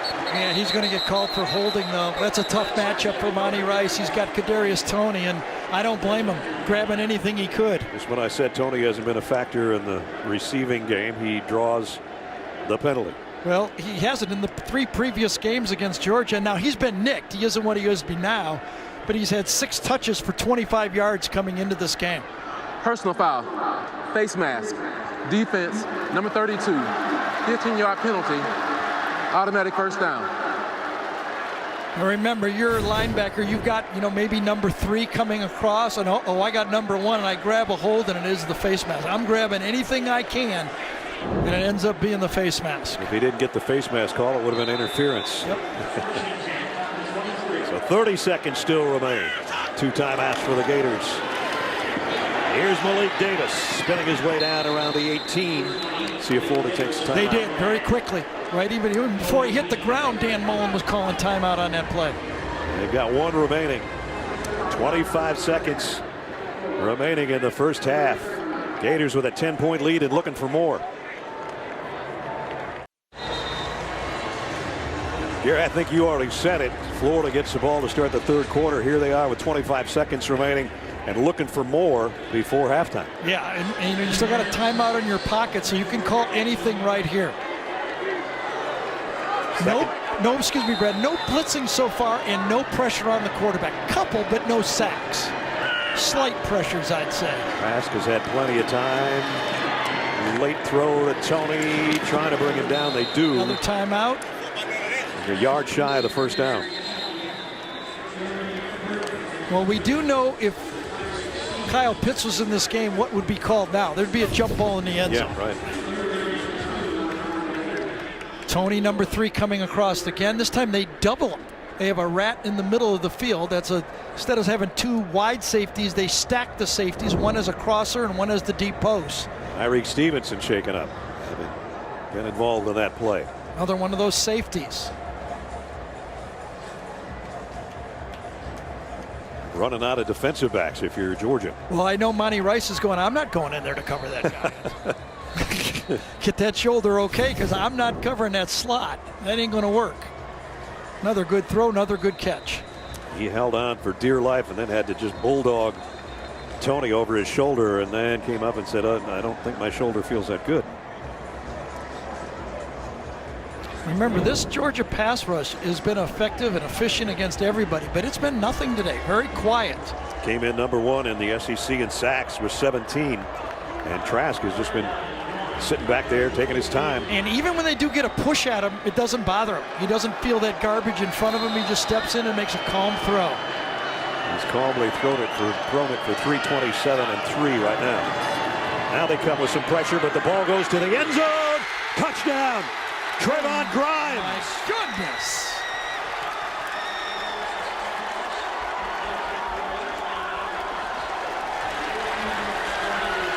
Tyson Campbell was there, but the throw was perfect. The grab maybe even better. 6'3", Grimes. Remember, he played behind 4 NFL receivers last year. Gets his chance and makes the catch. So far, Georgia's dropping the balls. Florida is not. At the beginning of the game, we highlighted Trayvon Grimes because we said you can worry and double team about Tony and Pitts all you want, but the other guys over there aren't hamburger meat either, you know, including this guy.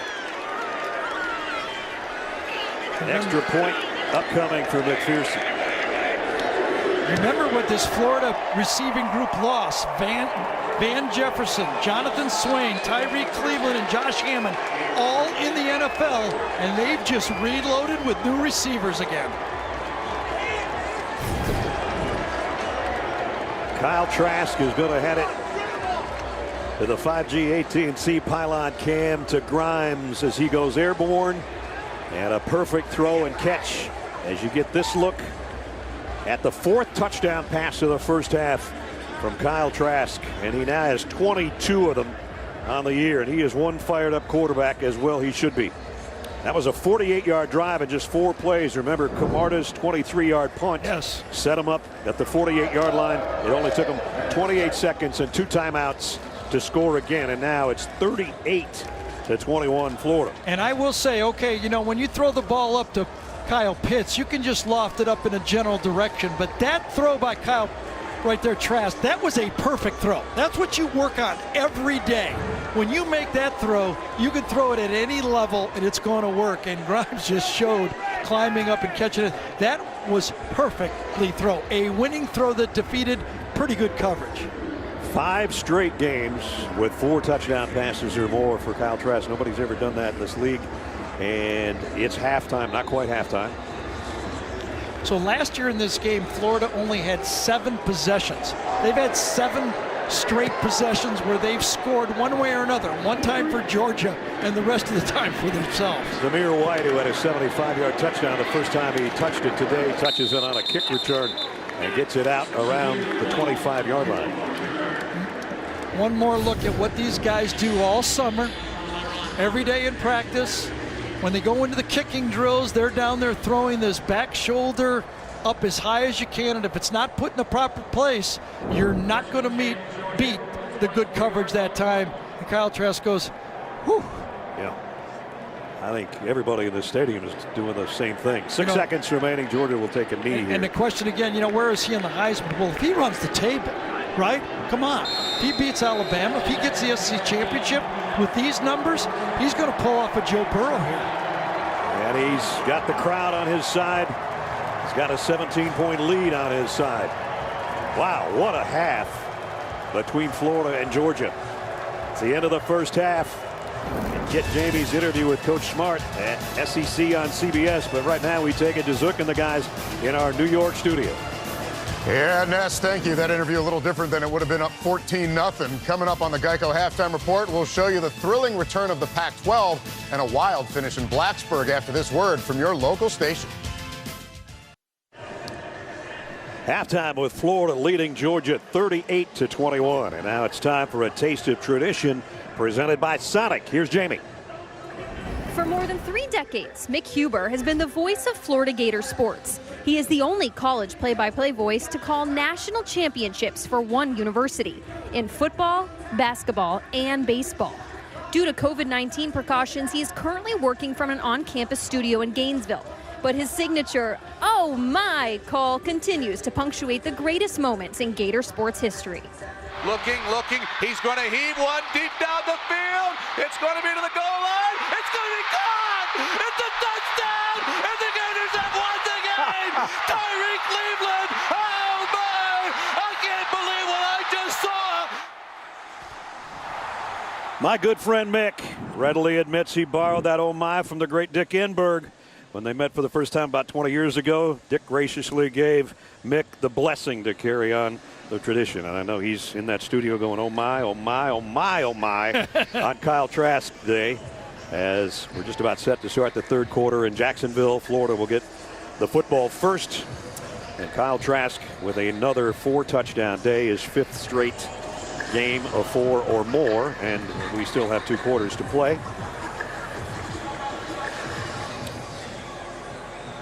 Georgia,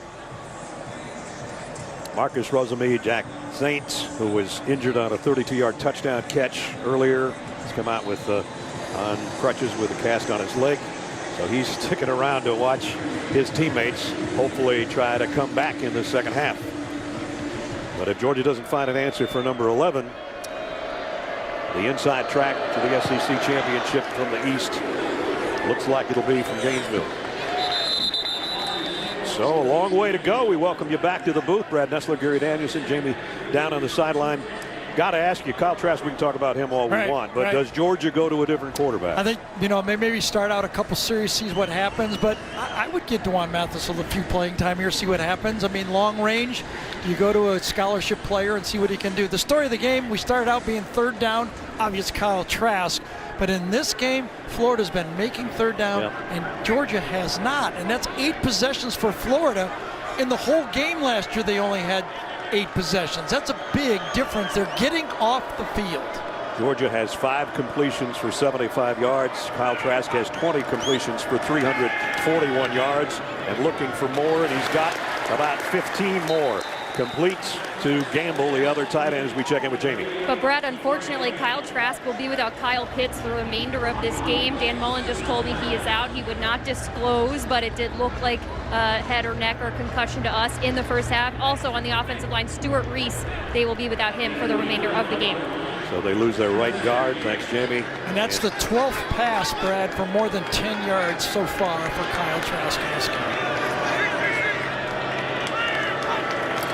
Down from the 39, and the RPO is another dart for 13 more to Trayvon Grimes. And we saw Tua Tagovailoa do that so many times for Alabama with accuracy on the RPO. When you put it in the winning spot, I mean, that's a winning spot to a wide receiver. Low, you're not going to get hit. That's unstoppable. It's just frankly unstoppable. The value of a quarterback in the passing game in college football has never been greater. I know running's important, but I'll take a guy in a wheelchair that can throw. And this guy has really been ripping it. 368 right now. He's going to try another one.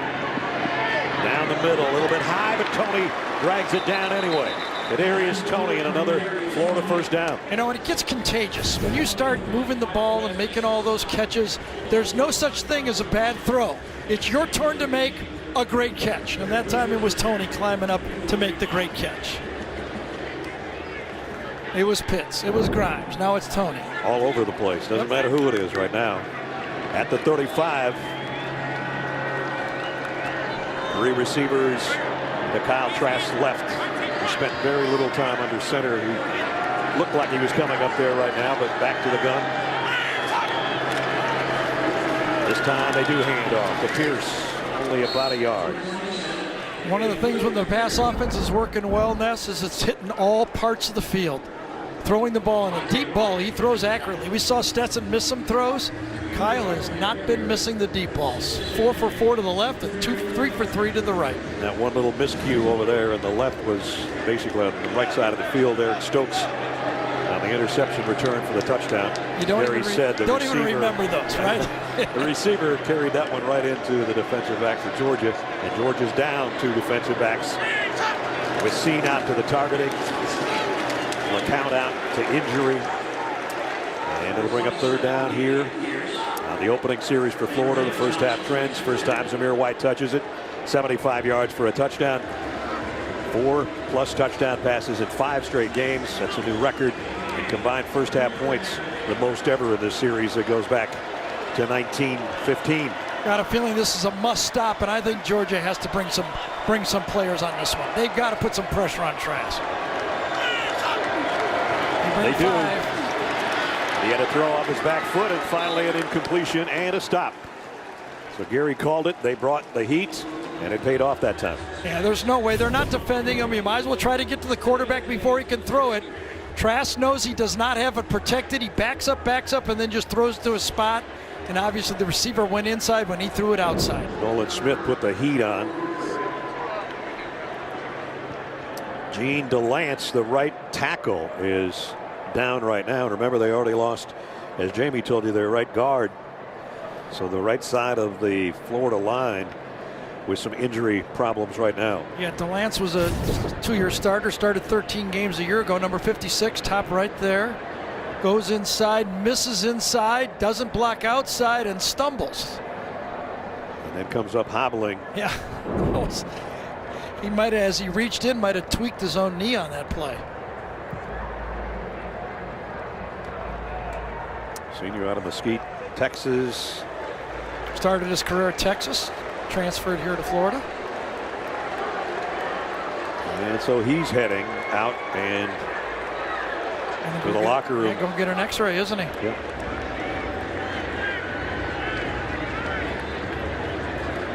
Comes off to the Georgia sideline and then heads to the other tunnel. Remember the last 50-yard field goal, I felt he had it from 60 yards. So I think he's obviously well within his range.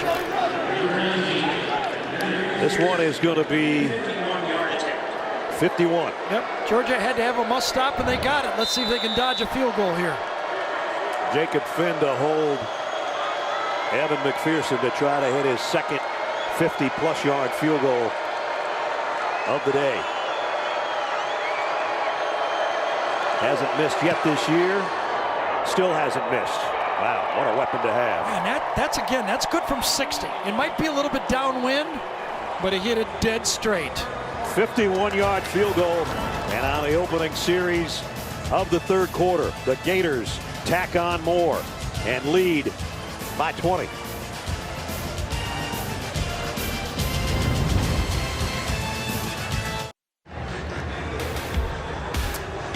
Thursday on CBS, looking for something with a little positivity? We've got it with a new comedy, Be Positive, from executive producer Chuck Lorre. Critics call it comedy gold. You can see why this Thursday night at 8:30, 7:30 Central on CBS.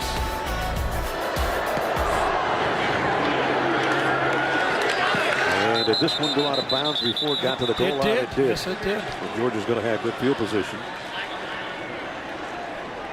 So as you enter the second half here, you got to think back to a few opportunities that Georgia had early. It could have been a pass interference call, but big opportunity for a play. Couple drop passes. I've seen at least 2 of them.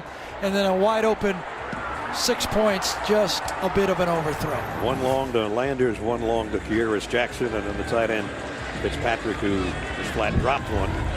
So you got to just bite this lead one bite at a time. You know, put a touchdown on the board, you know, and then see where you go from there. Get a stop and try to get it into a 2-possession game, and then you go from there. See if they go back to the running game. Zamir White. And then Zamir is going to go for 3. And that worked well on the first play of the game when he went 75 yards. And since then.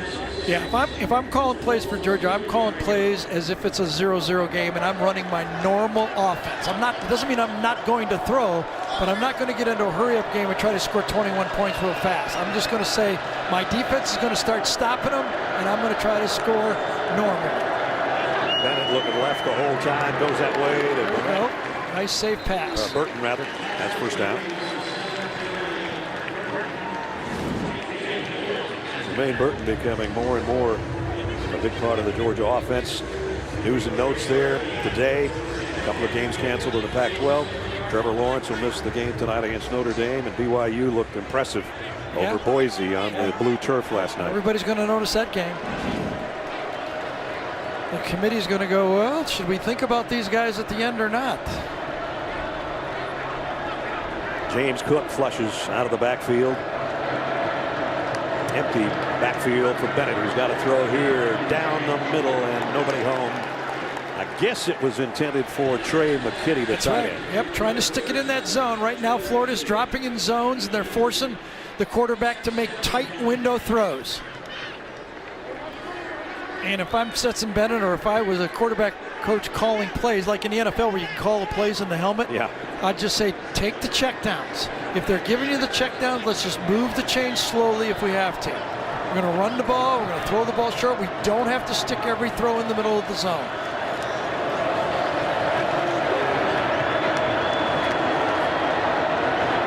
Bennett backpedaling, in trouble, has got to throw it away.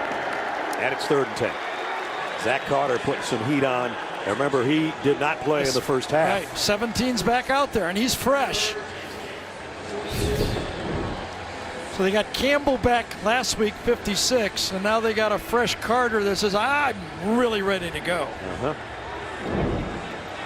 Couldn't play the first half because of his involvement in the fight with Missouri last week. 3rd down and 10. Kearis Jackson in motion.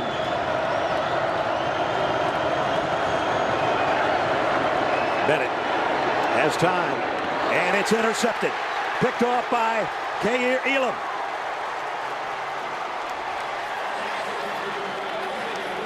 I think Jalen Johnson, number 83, slipped and fell, but it may be because the throw was behind him on the play.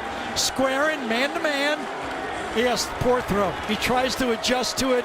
The ball wasn't thrown in front of the receiver. He's got a big window to throw the football into. He throws it behind, and the receiver cannot save the play.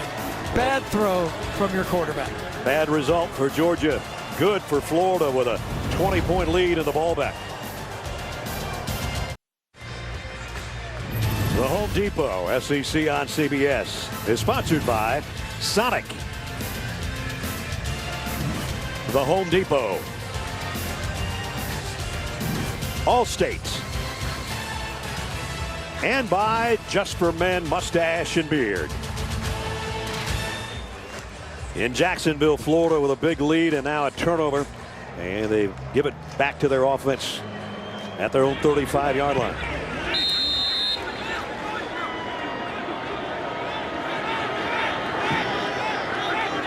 Shorter in motion to the near side as Trask is back to throw. And again, getting some pressure this time, and he goes down. Sacked for the first time today, and it's Jermaine Johnson. Well, there's a big play for the defense, but I think Kirby Smart's going to make a change at quarterback. You see Stetson Bennett going, I know, I understand. Kirby has been great with Stetson. Through the mistakes, he's been positive with them. He's his quarterback, but, you know, we've all gone through these games. You make some mistakes, somebody else is going to get in the game. I give Kirby a lot of credit. When he brought him aside, he told him what's going to happen. I got to bring in number 2, and Stetson said, I know, I understand. On 2nd and 18, the Florida quarterback goes wide open in the flat to Davis. Man, I don't quite get it. I mean, throw a dump pass to your running back on 18 yards and you pick up 15 yards. I don't know, for some reason this defense for Georgia just seems that they can't get aligned when they want to play zone, and man, they get picked. Motion, they make mistakes. They're just not having a good football game here. Actually, he got the first down. He did. I thought he was out of bounds before that. At the 45, they give it to him. So one thing if you throw the ball 18 yards down, you rip one in there, but when you dump it off, you get a first down. And now it's Pierce on the ground out near the 49. Well, if you look at the quarterback comparison, there isn't one. Almost 400 yards for Trask. And we think Stetson Bennett's day is done with 78 yards. 32 of that was a touchdown. And the interception on the last series for Georgia. It's tough. You know, I've been there. You get your shot, you want to play, you worked hard, you're a walk-on at a place you love, and it just doesn't work out for you. When you got against Alabama and Florida, it was just too tough for you. Here's Pierce. Got back to the line of scrimmage. That's just about it. Stokes has got him stood up. Again, you know, I'm not making excuses for anybody, just what's in front of you. It hasn't been just him. Right. Okay, I mean, he's been part of it. They've been making mistakes in the secondary. They don't have a pass rush. They've been dropping balls, but you know, and if you're playing football and you're the quarterback, you get it every down. You got to make some plays. Empty backfield on 3rd and 6. Trask throws out in the flat to Tony. Made one guy miss. They won't make the rest of the Bulldogs miss. And it'll bring up 4th down. Tindall finally brought him down. And Juwan Mathis is going to get an opportunity again. Sometimes you never get a second chance, and I think Mathis is going to get a second chance to see if he can. Remember, he won this job early in the year, started out in that Arkansas game. I think he's going to get an opportunity to see if he's the guy he thinks he is. Remember, in his mind, he thinks he's the guy. Harris Jackson goes back, waiting on Finn's punt. Florida only has 10 guys out there. And now they're going to bring out 2, but they're going to peel 1 back. It's 11. 11 should work.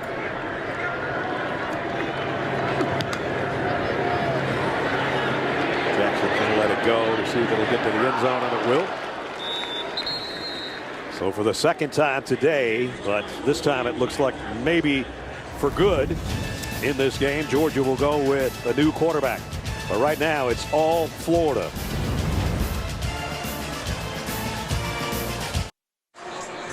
Take a look at the Dr. Pepper SEC Conference standings. Coming in, Georgia and Florida each with 1 loss.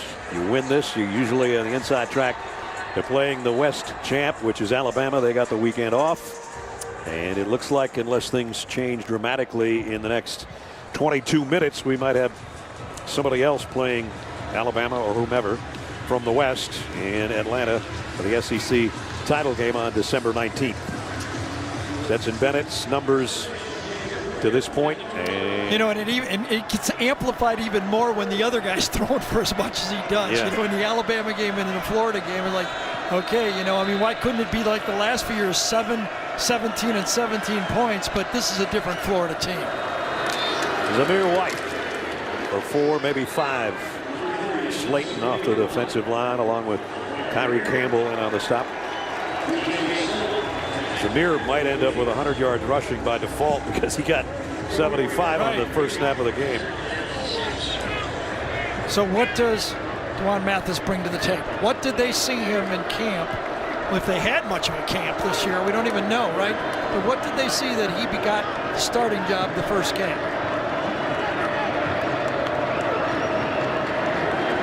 Maybe this, and maybe that. And Mathis has a first down. There you go. You tie a little bit of that together, couple play action passes, score 1 touchdown and see what happens. That's how you got to look at this. 1 series at a time. Brenton Cox goes for the handoff. Remember I said if I'm playing against Bennett, I'm going for the handoff every time. With this guy, I don't think so. I think he may try to keep more of it. Remember, he came in and had to have surgery, brain surgery on a cyst in his head, so he missed a whole year, and then came back and just had to get healthy enough to play football again. So give him credit for hanging in there and working as hard. Cox is offside. Should be a free play for Mathis. Long ball got double coverage out there, and it's broken up. There's about 5 guys. That was a good, smart play by Dewan Mathis. He knew he had a free play, couldn't really throw it far enough. Brenton Cox jumps off sides, out of your peripheral vision. He sees that. He knows it. He's got a free play. Now throw it. Defense, number 1, 5-yard penalty. Remains first down. Would have been nice if he could have thrown that another 15 yards, but I don't know if he's got that much arm. Well, Burton and Kearis Jackson were both down there, and it's Burton who's still down. Got tangled up with 3 Gators defensively. So the freshman down holding his leg. We'll check on him when we come back. Let's take a look at the GMC game changer, Gary. And part of the game changing strategy of this game is use the running backs as weapons in the passing game. And it's worked really well. Coming out of the backfield, they're able to isolate on those inside linebackers, and they've produced big plays.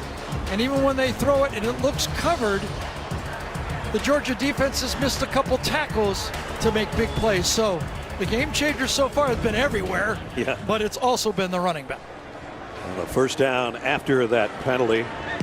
There's Burton. He was okay, walked up under his own power. Trey Blunt's going to come in to the lineup for Georgia.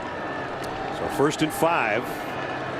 Last 6 drives, not good. 5 punts and a pick. Remember, the strategy for Georgia is defense. You got to shut them out, period. And we have to score in the normal way we run our offense. Nothing fast, just pluck away, and run our offense. The James Cook run was not enough of a pluck, only about a yard.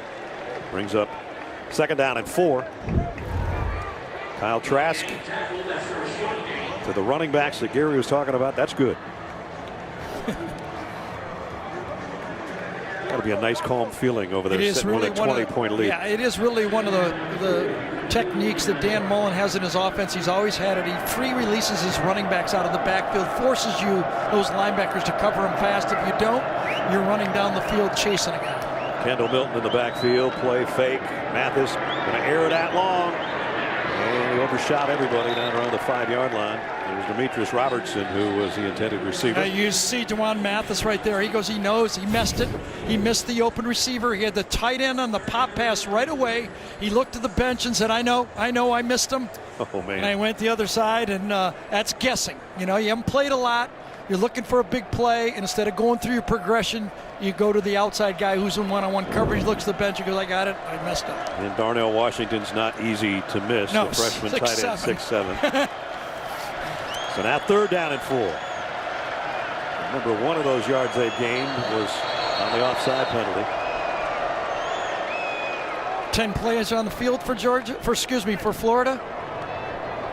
So they'll take a timeout with 5 minutes remaining 3rd quarter. Kirby Smart's going, I know what you thought you saw. That's not really what we were looking for. Georgia down 20. Tomorrow on 60 Minutes, can the president's legal challenges change how votes have been counted in key states? Plus, inside Operation Warp Speed, the U.S. military's plan to deliver COVID vaccines to America. That's tomorrow on 60 Minutes. I think if you're calling plays for Georgia right now, you got 2 downs to pick this up.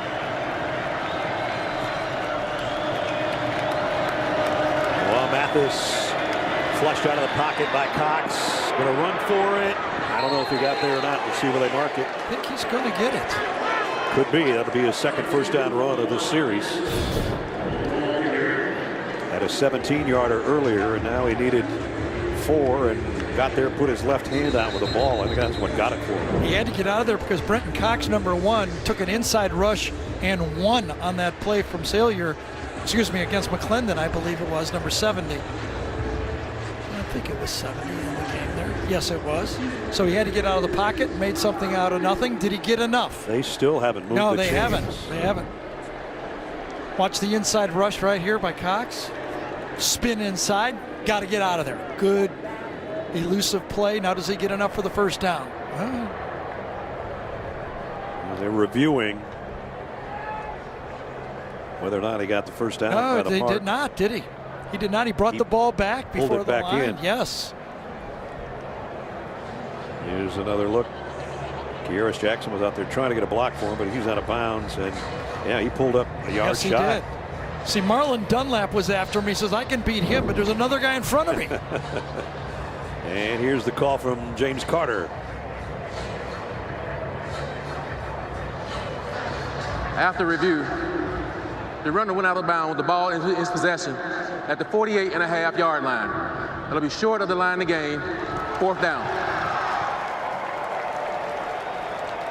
So it's 4th down and less than 1. And it's no decision, obviously, right? Yeah. Gotta go for it.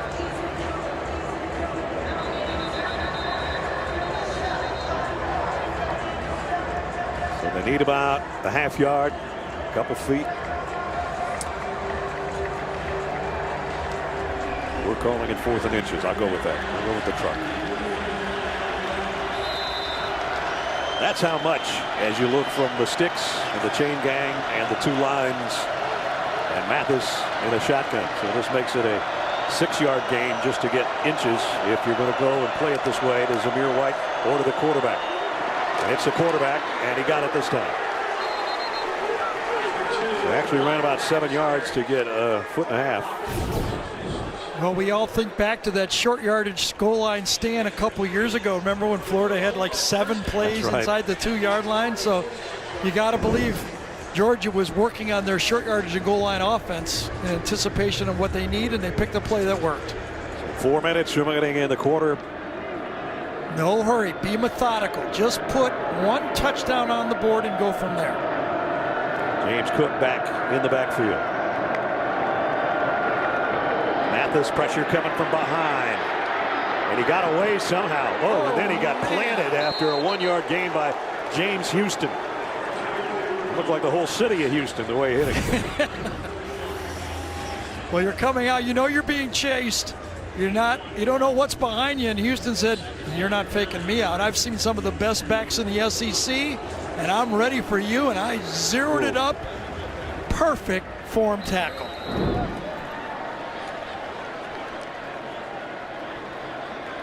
At the 44-yard line. 2nd down.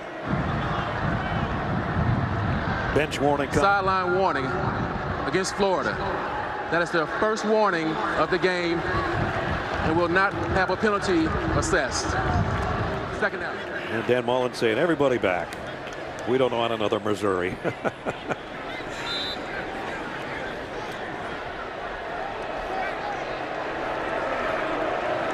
As you look behind, go on Mathis, 2nd down and 8.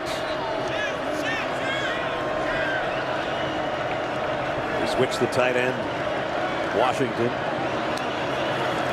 The give is to James Cook, looking for a block from his quarterback if he doesn't help hold somebody.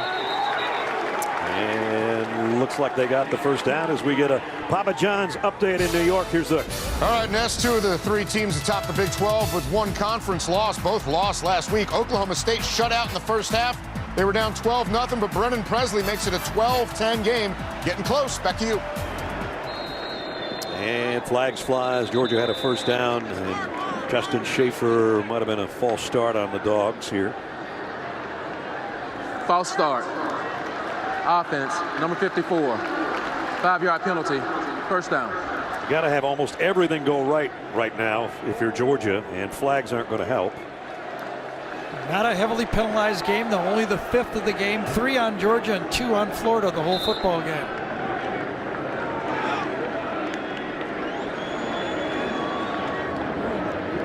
That's what Gary's talking about. 2 on one side, 3 on the other.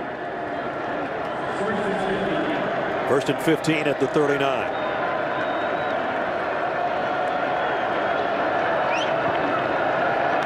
Corner blitz coming. Milton on a handoff straight up the middle. And Milton's got it down around the 20-yard line and a Georgia 1st down, and he might be hurt at the end of that play. Well, they gashed him. They had the right play on.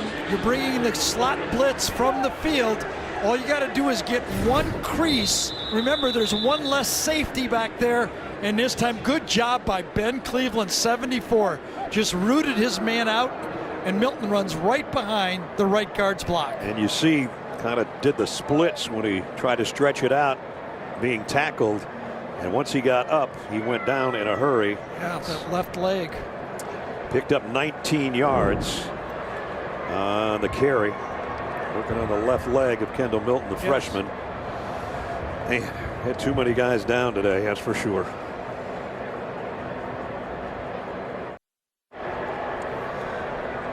Kendall Milton helped off the field after that first down run. Don't forget, coming up a little bit later, the play of the game presented by Jersey Mike Subs. Another look at the end of the run by Kendall Milton, the true freshman out of California. Remember, the blitz came from the field, good blocking up front, and decent tackling. He got twisted, didn't he? Just got twisted. Oh, man. Way too many injuries on both sides of the football in this heated rivalry. In a very clean game, right? Yeah. I mean, there's.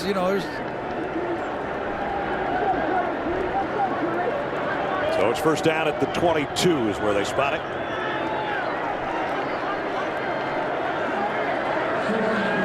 Four first downs on this drive, a couple by the Georgia quarterback. Got a good matchup down here.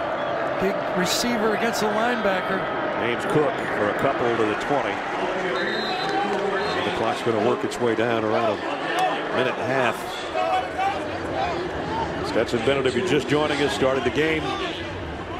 Was roughed up a little bit, went to the locker room, came back, threw a couple more good passes, but ended up only 5 out of 16. 1 touchdown, 1 interception, and thus is the reason DeJuan Mathis is in there playing quarterback. So the question is, can they run it all the way in, or are they going to have to throw a little bit more? Remember, they got the quarterback run as well as part of their package with Mathis.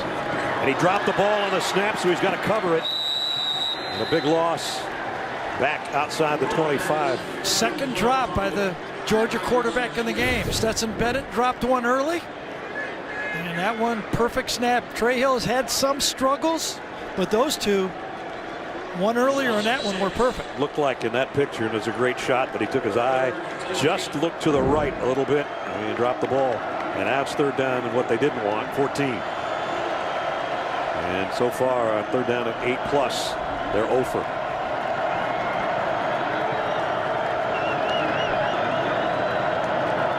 Two-down territory here, I would think, anyway. So get some of it back. Mathis. Or get all of it. And he got it. Touchdown, Georgia. Kearis Jackson.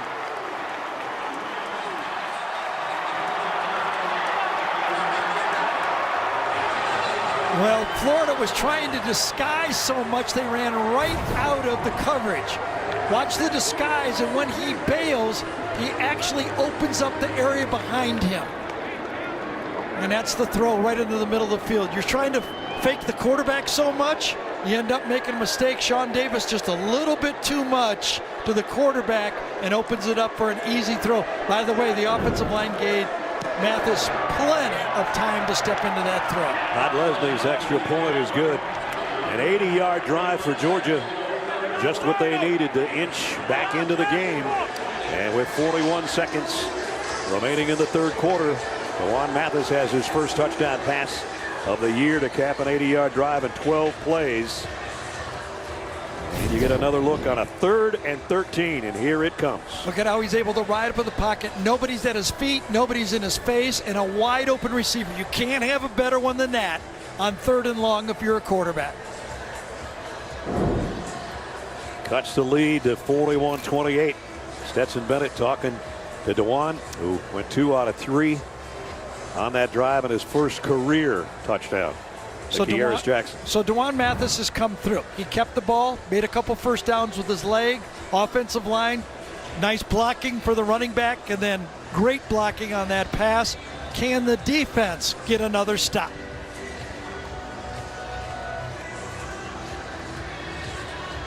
Remember, the last time he stopped him, he did it with pressure, too. Are they going to start blitzing more?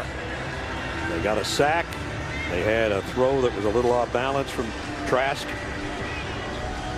See if that's the remedy again on this defensive series coming up. Kadarius Toney backpedals his way back to the goal line, awaiting the kick from Jake Camarda.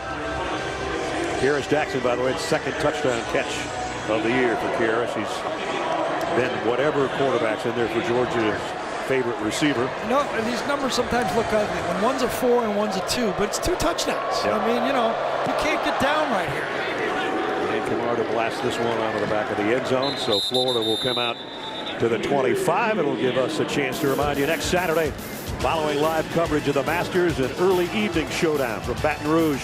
Number 2 Alabama back in action against LSU. We'll kick it off at 5 Eastern with the drive to Atlanta and State Farm College football today. Next Saturday, the SEC is on CBS.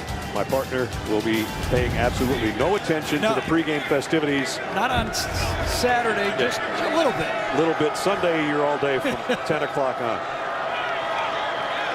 Trask lofts it out, and again, out of the backfield, they're going to get an easy one for 11. Those free releases are really driving this Georgia defense nuts. Instead of the running back checking for a blitz, he just goes. And if Trask sees an opening, he lets them have it. I can't believe that's not a bust. I mean, when you got a running back coming out that early, 10 yards of field in front of him, someone made a mistake. Major Burns, the guy that was in on the tackle, is down. And that'll be the 3rd safety out of the game. Georgia is about out of safeties. LeCount not out here because of the dirt bike incident. Scene, who went out with a targeting foul. Now the guy that comes in to take his spot gets out there trying to make the hit on Naquan Wright and still hasn't gotten up. Collided with the left shoulder of Wright on his shoulder or the side of his head. With 32 seconds remaining, it's going to be a long walk back to the other sideline. And now if you're Dan Mullen, do you just run out the 32 seconds and take it to the 4th quarter and say, okay, we'll buy whatever time we can? And it does look like they're going to do that. Trask is waving them over and said, we're going to start the 4th quarter. Most passing yards ever against Georgia. And he already has 25 completions. His career high is 30. He's not done throwing it, I can guarantee you that. And he's about, I think, about 5 yards shy of his career high as far as yardage. You know, one of the things that was impressive about Joe Burrow last year was when teams made a run at him, Joe would always answer. Yeah, that's right. Okay, so now let's see if Kyle Trask, you know, they're making a little run at you. You know, they put points. If you put a touchdown up here, that might be enough in this football game.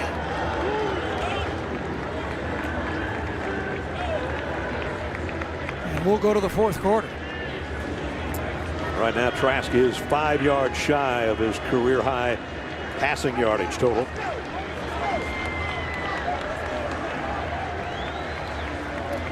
And if you're just joining us, he's thrown 4 touchdown passes.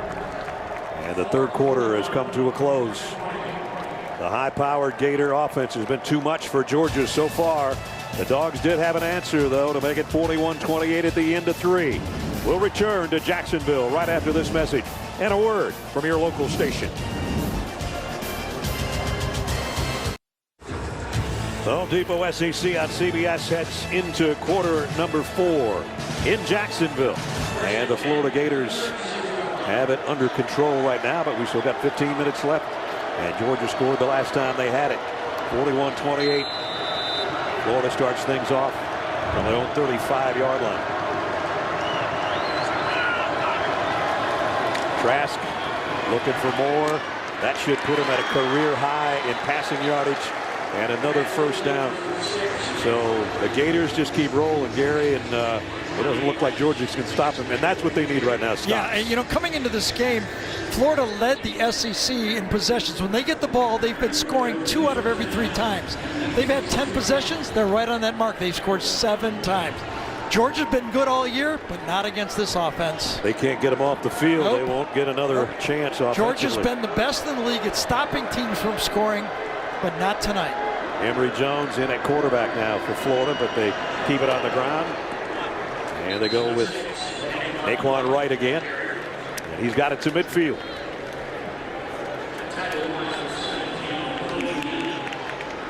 Trask looking around saying, what did I do wrong?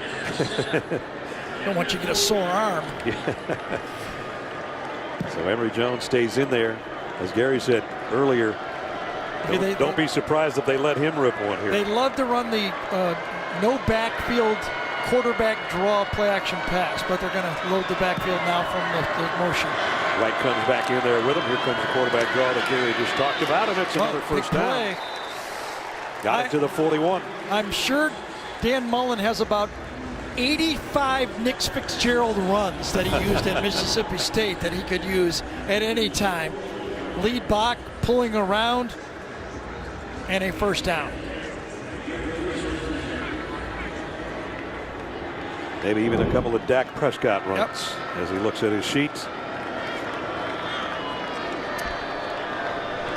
Trask back in.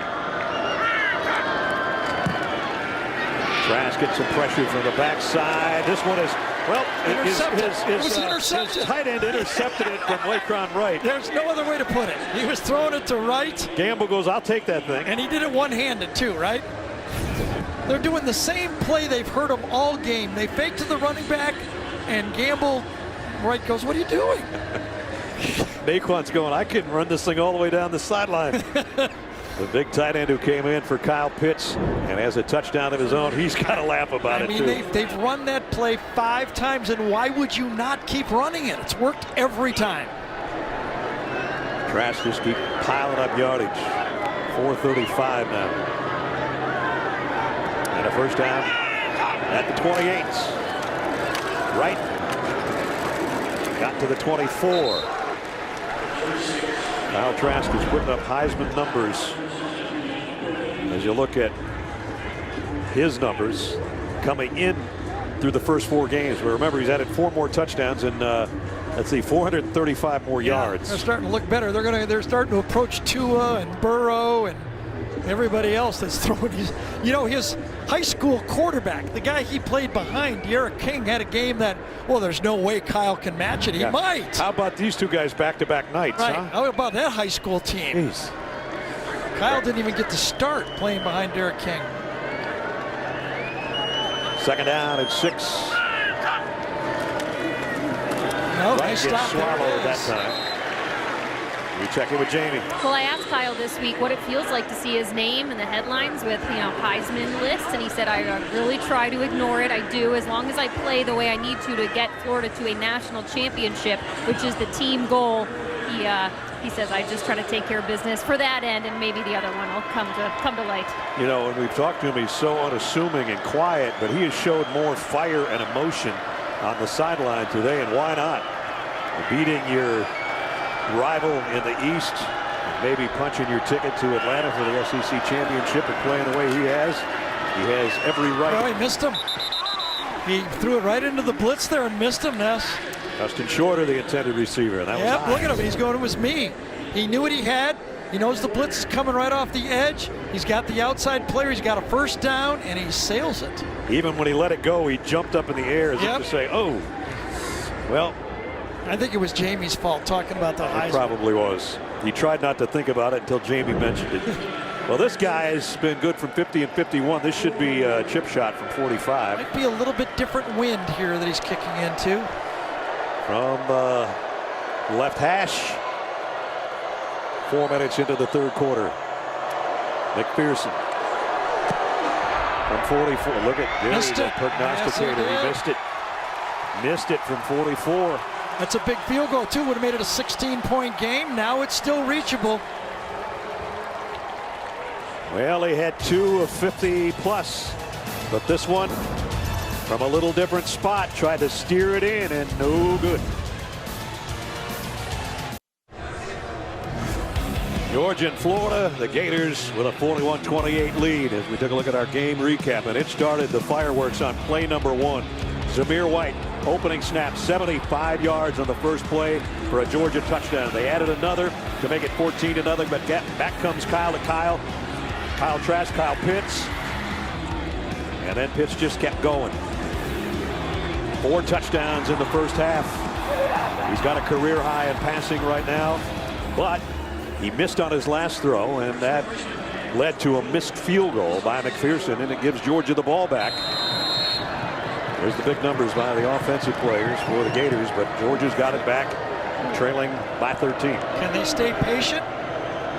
We'll see. Warren Mathis fakes the pitch, going to go down the sideline, and he missed his tight end, who had a head of steam and a lot of green in front of him. Another opportunity. That's probably the 3rd big play Georgia has missed, maybe even the 4th if you count Mathis missing the tight end down the middle when he threw to the wrong guy. Here's the wheel route. Wide open. Oh, man, McKinney had 15 more yards in front of him at least. And Juan knows it. Says, my bad, but it's second down and 10. There's been about 3 of those my bads, maybe 5 if you count the drops. Yeah.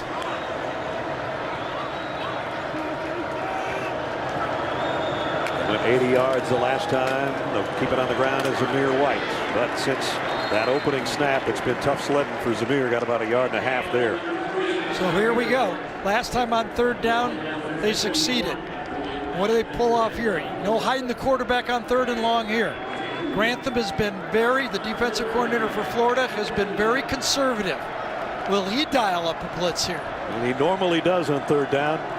Over the years that we've known Todd, we'll see right here. Empty backfield. Unless it's a quarterback draw, a throw is coming from DeJuan Mathis. Pressure's coming too, and he slips and goes down on his own. And the fresh guy made the play, Zachary Carter, number 17. He doesn't get to play the first half, but now he's got those fresh legs. Watch him right here. Watch him force Mathis up in the pocket. He beats Cleveland cleanly. Forces him up in the pocket, and he takes the sack. And we had some heavy showers earlier in the first half, so I'm sure the footing is not the greatest, but he went down on his own there, so Camarda punt. And another below average punt from Jake Camarda. Yeah, another sideways one. Remember, he had a 23-yarder that ended up leading to points before halftime for Florida, and that's after he bombed one earlier in the game. So his last 2 haven't been very good. It isn't looking very good for Georgia right now with 9.5 to go. The Home Depot SEC on CBS is sponsored by Marathon, Dr. Pepper, Ford, and by Wheels Up. 9:28 remaining. Should take a look in on the city of Jacksonville, the home to this rivalry since 1933, and our aerial coverage provided by Goodyear. Pretty night in Jacksonville. It's going to be a more fun night for the Florida fans if they hold this lead of 41-28 right now. And I think both sides understand right now where they're at. If you're Florida and you're Kyle Trask, you know we put a touchdown and this game is over. Georgia says we need another stop. We got to let our offense get on the field, only down 13 points. Haven't scored on the last 2 drives, and Georgia's defense has got to try to force things again. It's Pierce, broke 1 tackle, broke a second, and he's going to get run down after a gain of 2. Good pursuit by that Georgia defense. You run through a couple, but there's always another guy. 1 miss, 2 miss, almost a face mask, but right at the end, cleaned up for the tackle by Christopher Smith. Yeah, Chris might have got a little hand in the face mask too, but he did bring him down. He's the guy playing for Richard LeCount, who's out with the injury after the dirt bike accident last week following the game against Kentucky. I do have to say it's a different offense without Kyle Pitts out there. Much easier to defend. Here comes a blitz from the secondary. Trask throws behind Tony, and Tony points at his chest as if to say, I ran the wrong route, or I should have sat down where you threw it. So that stops the clock. 8:45 and a 3rd down and 8. So here's Georgia's biggest defensive play of the game so far.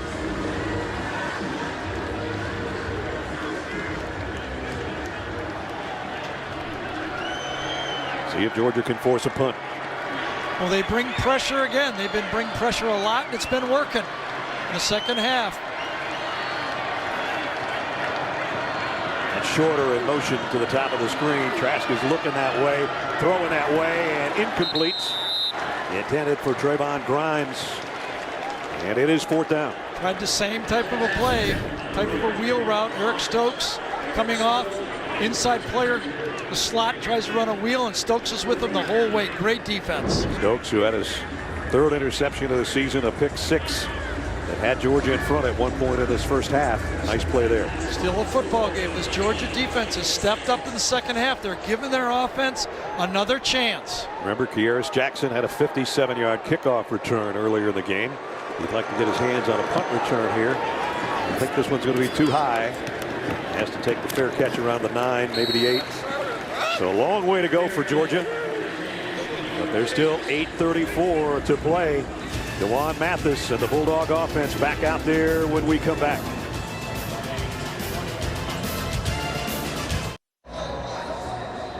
This Thursday night, it's the return of Walton Goggins in The Unicorn. The show TV Guide calls Comedy Magic. Season premiere of The Unicorn at its new time, 9:30, 8:30 Central on CBS.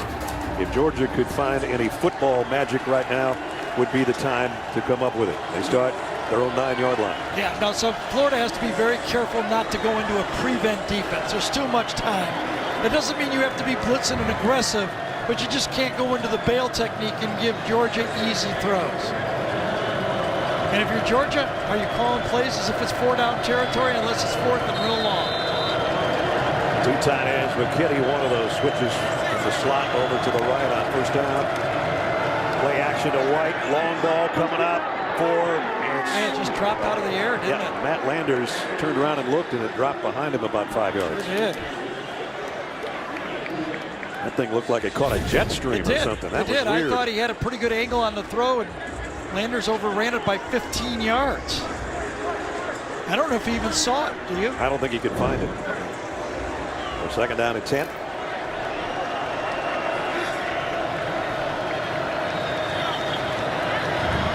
Mathis put in a tough spot. This Georgia offensive line is also in a tough spot. They know they have to give a good pocket to Mathis.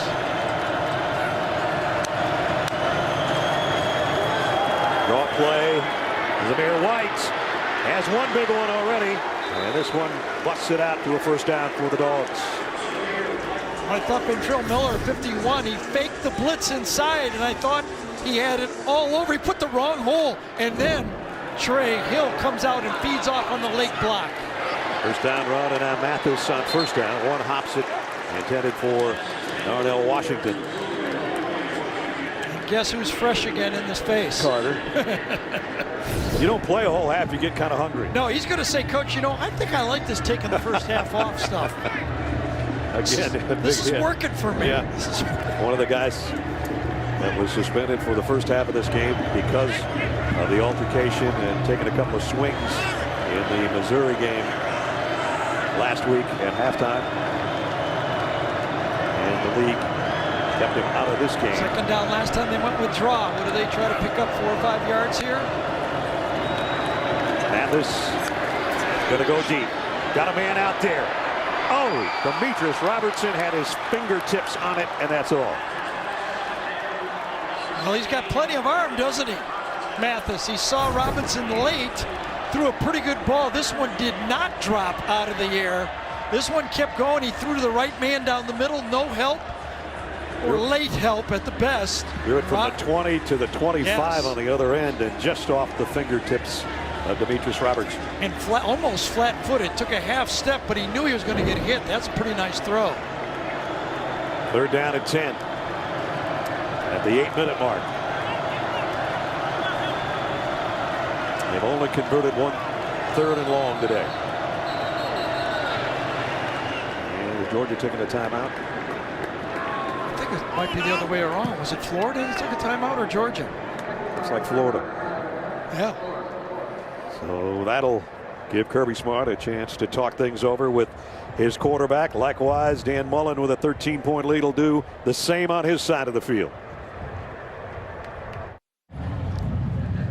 Coming up after our game, Adam, Rook, and BJ will have the day's best highlights on the college football postgame show presented by Rocket Mortgage.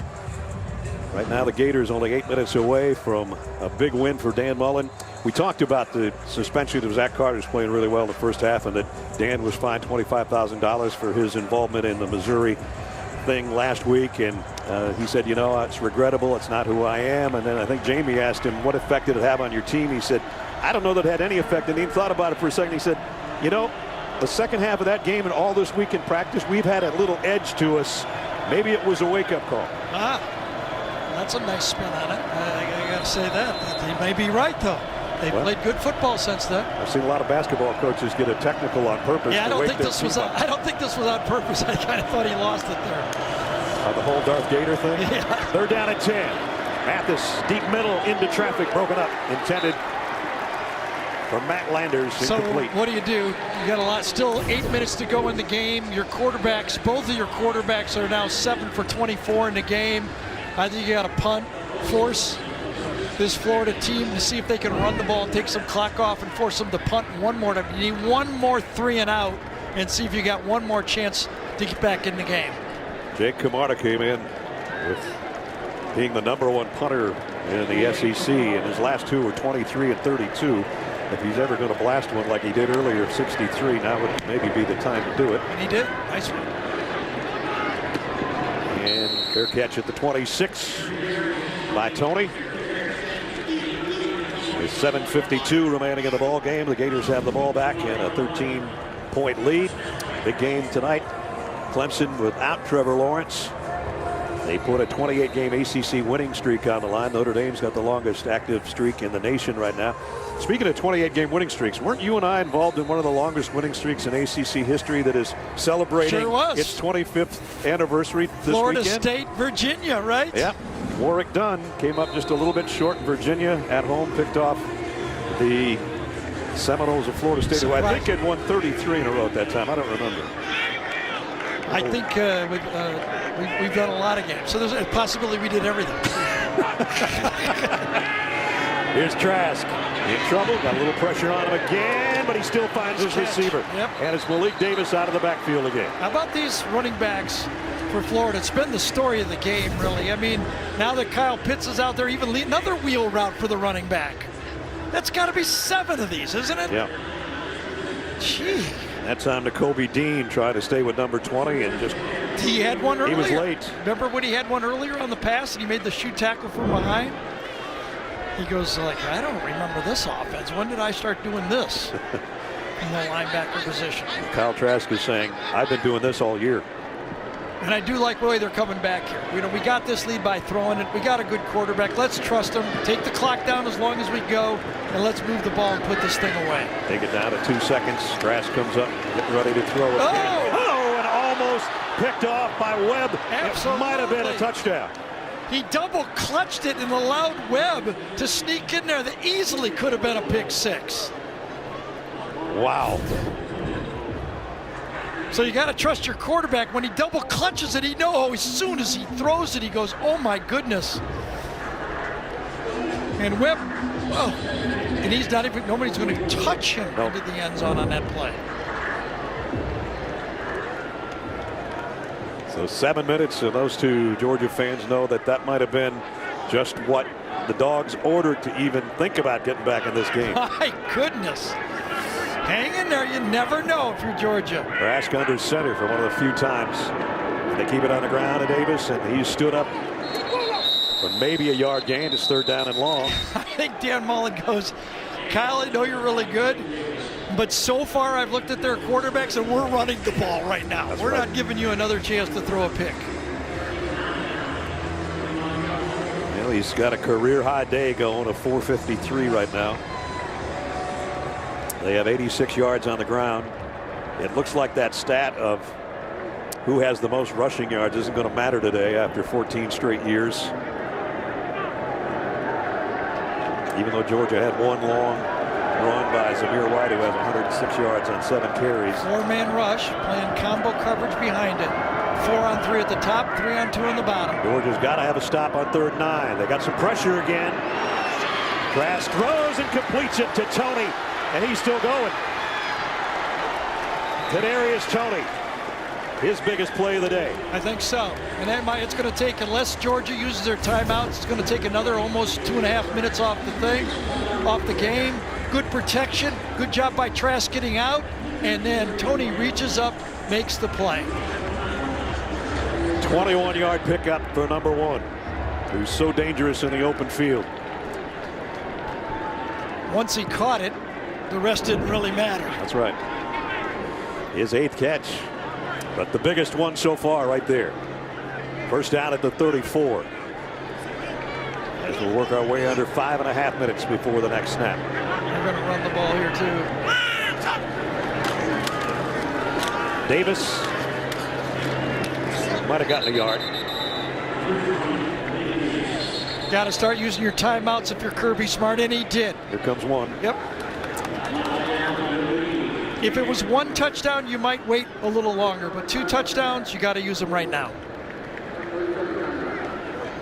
So Georgia comes in having given up only 16 points a game, number 1 in the SEC, number 1 in overall defense, giving up just over 300 yards a game. And just Kyle Trask alone has 474 through the air. So this is the inside track for the Gators to make it to Atlanta to play the West champion. For Georgia, this is what they've got coming up.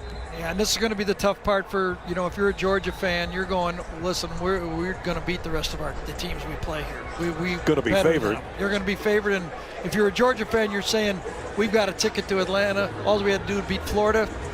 They still got a slight chance, but that schedule was awful appetizing for the Georgia fan. Yeah, it sure was. Meanwhile, Florida's going to be going to 4-1 unless something drastic happens in the next 5 minutes. Trask almost threw an interception again. Copeland was the intended receiver. Tried to go to the back coming out of the backfield, but this time the Georgia knocked him out of the way. Watch him when he comes out. Malik Davis gets taken out of the play by Jermaine Johnson. So he comes to his next receiver and almost sticks it into coverage. They were going to throw a safe pass, but Jermaine Johnson made it into a dangerous throw. Here's 3rd down and long again.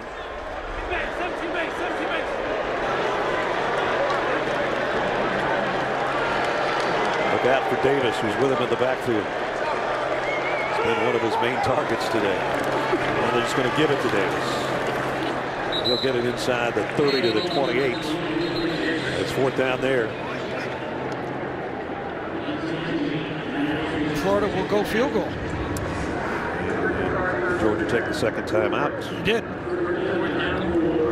Down to 1 for Kirby Smart.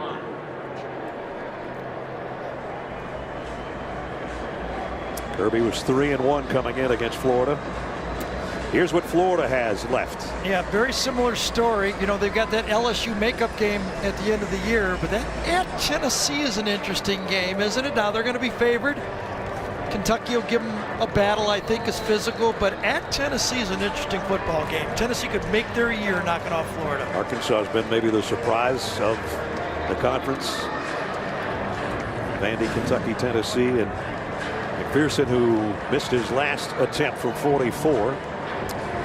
Itching for another opportunity here to make up for that miss.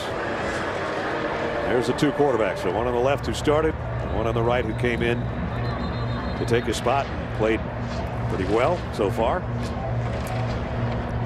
But not good enough when you got 2 guys that are 7 out of 24 for a little over 100 yards. And the other guy is 30 of 42 for 474 yards and 4 touchdowns. You got a good quarterback, you got a good chance. Yeah, and Florida's got a good quarterback. Well, they're going to keep him on the field. They're going to try to draw him off sides, I wonder. Or they're just going to try to pick it up. 4th down and 4. They empty the backfield. They are going to go for it. Trask hit as he throws. Incomplete. Interesting. Aziz Ojolari got in there and caused the throw, and then Tyreek Stevenson was close on the other end of that. I'll tell you this. Good blitz coverage. It wasn't a complicated blitz. That's really the Mike linebacker. Should be handled by the offensive line. It was not sorted out well. Monty Rice is in there. But I will say this. Without Kyle Pitts on the field, this Florida team's a different football team. Remember, he was on the receiving end of a targeting in the first half. Did not return. Has not returned. Hopefully he'll be back for the next game. And now here's Georgia with 5:06, 1 timeout, trailing by 13. They need 2 scores. 5:06 left. Draw play, James Cook. Anytime Florida holds Georgia short of a first down, it's a win for the defense. This is when Georgia's got to regroup now and hustle a little line. Before they had a little more time, not so much anymore.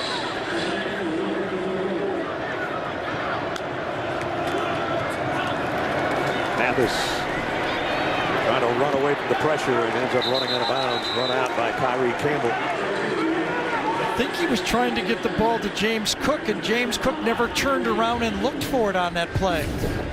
Cook was trying to go. Watch Cook come out of the backfield right there and just keeps going. Well, he does look. He's right, but it was too late. Mathis was already coming out of the backfield. My mistake. Cook is one of those guys that can really make something happen in the open field if he gets his hands on it. We've seen that through the first 5 games of the Georgia season. And he's with Mathis in the backfield here on 3rd down and 8.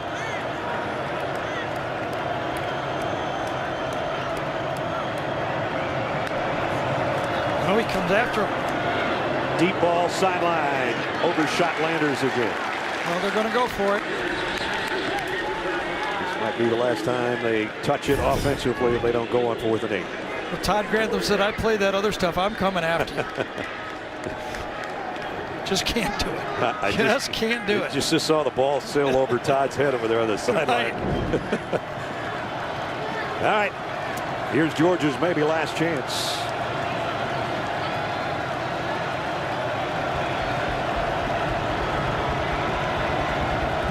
Inside technique at the top, man-to-man coverage. 3 receivers to the left. Mathis flushed, has to just throw off his back foot and hope for a prayer, and he ended up throwing an interception to Sean Davis. And Davis coming back the other way. Davis weaving through traffic inside the 20.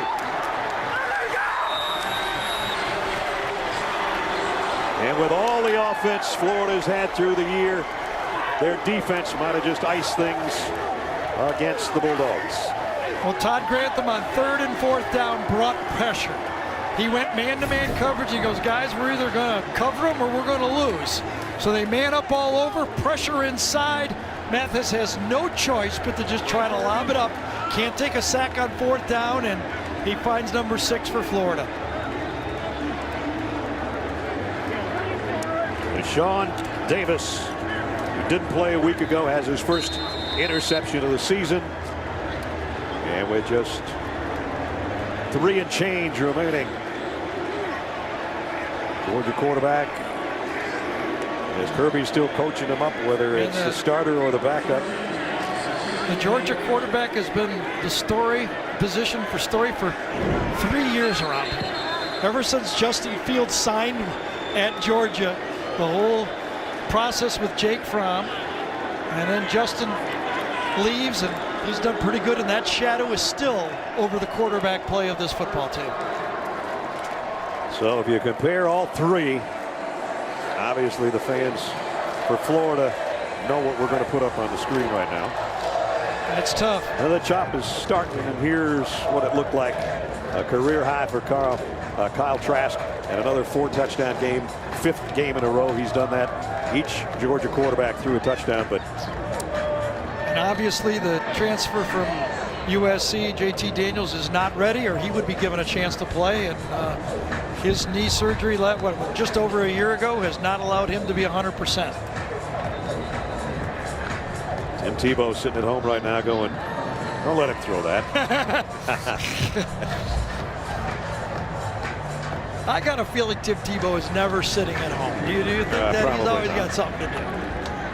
Tim does not waste a lot of time. Career high completions, by the way, too, for Kyle Trask. 30, he just hit it. Right now under center for one of the few times. Handoff to Kadarius Toney and an end around. He got a yard. Monty Rice wrestles him to the ground. And Georgia can't stop it anymore. So the Gators are going to go to their ground game. This will be the first time in 3 years, first time in 4 years actually, that Georgia hasn't won this game. And if Florida holds serve, if you will, we'll have a different champion from the East playing in Atlanta on December 19th in the SEC championship game at Mercedes-Benz Stadium. They'd have to lose 2, right? Yep. And Georgia would have to win the rest. Possible, but really not that likely as far as. Well, that'd be a huge upset. Florida lose 2 games. Yeah. Playing as well as they are offensively, and the defense isn't that bad now either. Starting to come around. I will say this. You remember the start of the year, yes, we do that Mississippi State LSU game, and then Arkansas, and wins a game, and we're going, wow, parity is back. And parity is not back in the SEC. No, not really. Same teams, same guys. But in this case, maybe a different East against, if everything holds, Alabama. Right, but it's, you know. But if it gets to that, how about the quarterback matchup we would have? Wow, that would be fun. We might be there 4.5 hours, but it's not a long ride home for some. 3rd and 6. Pierce runs into the Georgia wall defensively. He got to the 10-yard line. And giving Florida the win. They'll go to the head of the class at 4-1. Georgia falls to 4-2. And remember, as you look at that, for Georgia, the only measurement now, and you know, you live around it, right? The only measurement now is national championship, right? Yeah. Anything less than that, and that's where the program is right now, and that's how they're measured. Ever since the second half of the Alabama game, all the talk around Georgia was, we'll get them again, and we'll have another crack at them in the SEC title game, and that probably is not going to happen now. And 2 losses doesn't put you in the picture. Maybe in this weird year it could somehow, but 2 losses and you're usually not going to be involved in the national championship picture or the SEC title game. So Florida is about ready to go to 4-1.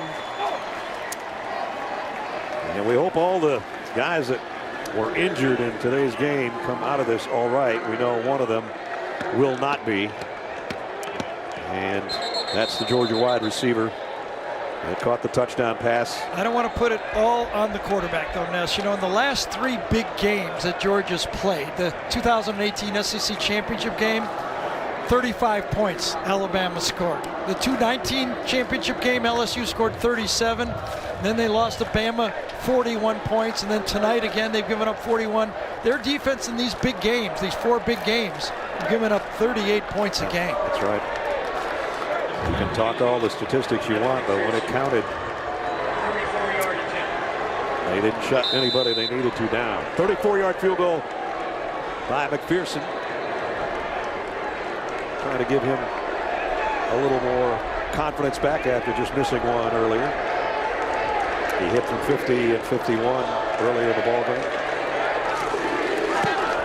And now his hit from 34. With 1:19 to go.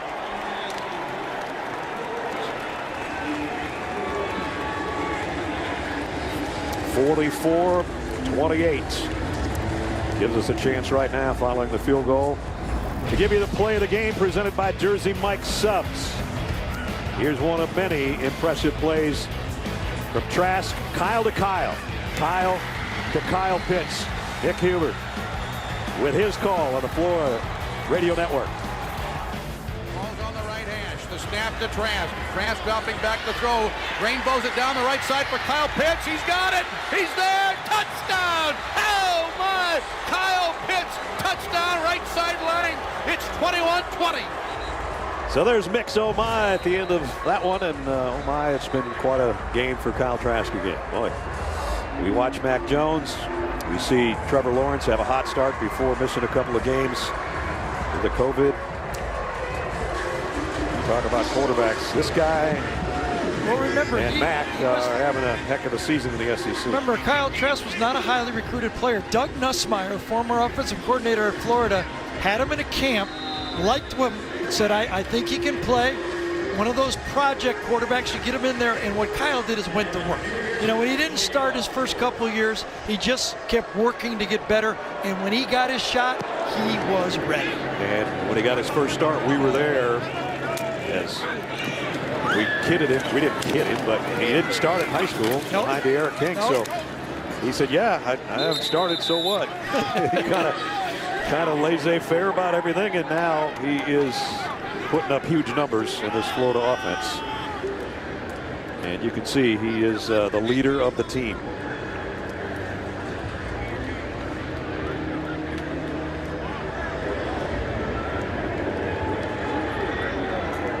Georgia fans have a longer ride home than a lot of the Florida Gator backers. They knew that they had to slow down a high-powered offense, and they just didn't have enough to do it today.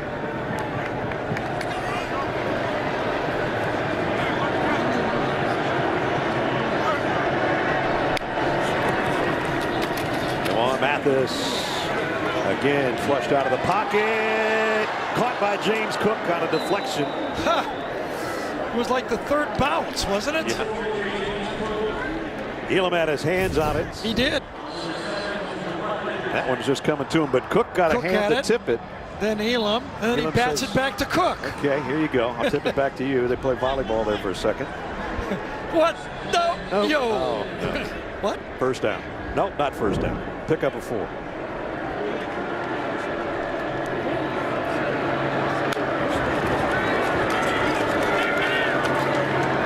Throw short to Cook. Nice open field tackle, James Cook.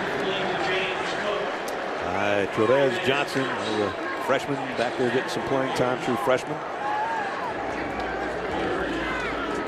Georgia out of timeouts. 3rd down and 5 with 47 seconds remaining. Mathis in trouble, and down he goes. And the Florida defense, and now Kyle Trask has just done this most of the game, trying to fire up the Florida fans who have not left here. The Georgia fans not so much, but these guys are having fun. Of the about 9,000 tickets that each team got today, at least we had noise both ways, something we haven't really had. And you had the feeling season. Also, if not this year, when, right? With the quarterback problems that Georgia was having. Mathis fires. This one is intercepted. And that'll ice it as Amari Burney, the outside linebacker, picks it off. And just about the whole Florida bench comes out there to congratulate him. You saw Kyle Trask grab his helmet as if to say, I want to take this last snap and kneel down. And that's what he will do. He deserves it. He sure does.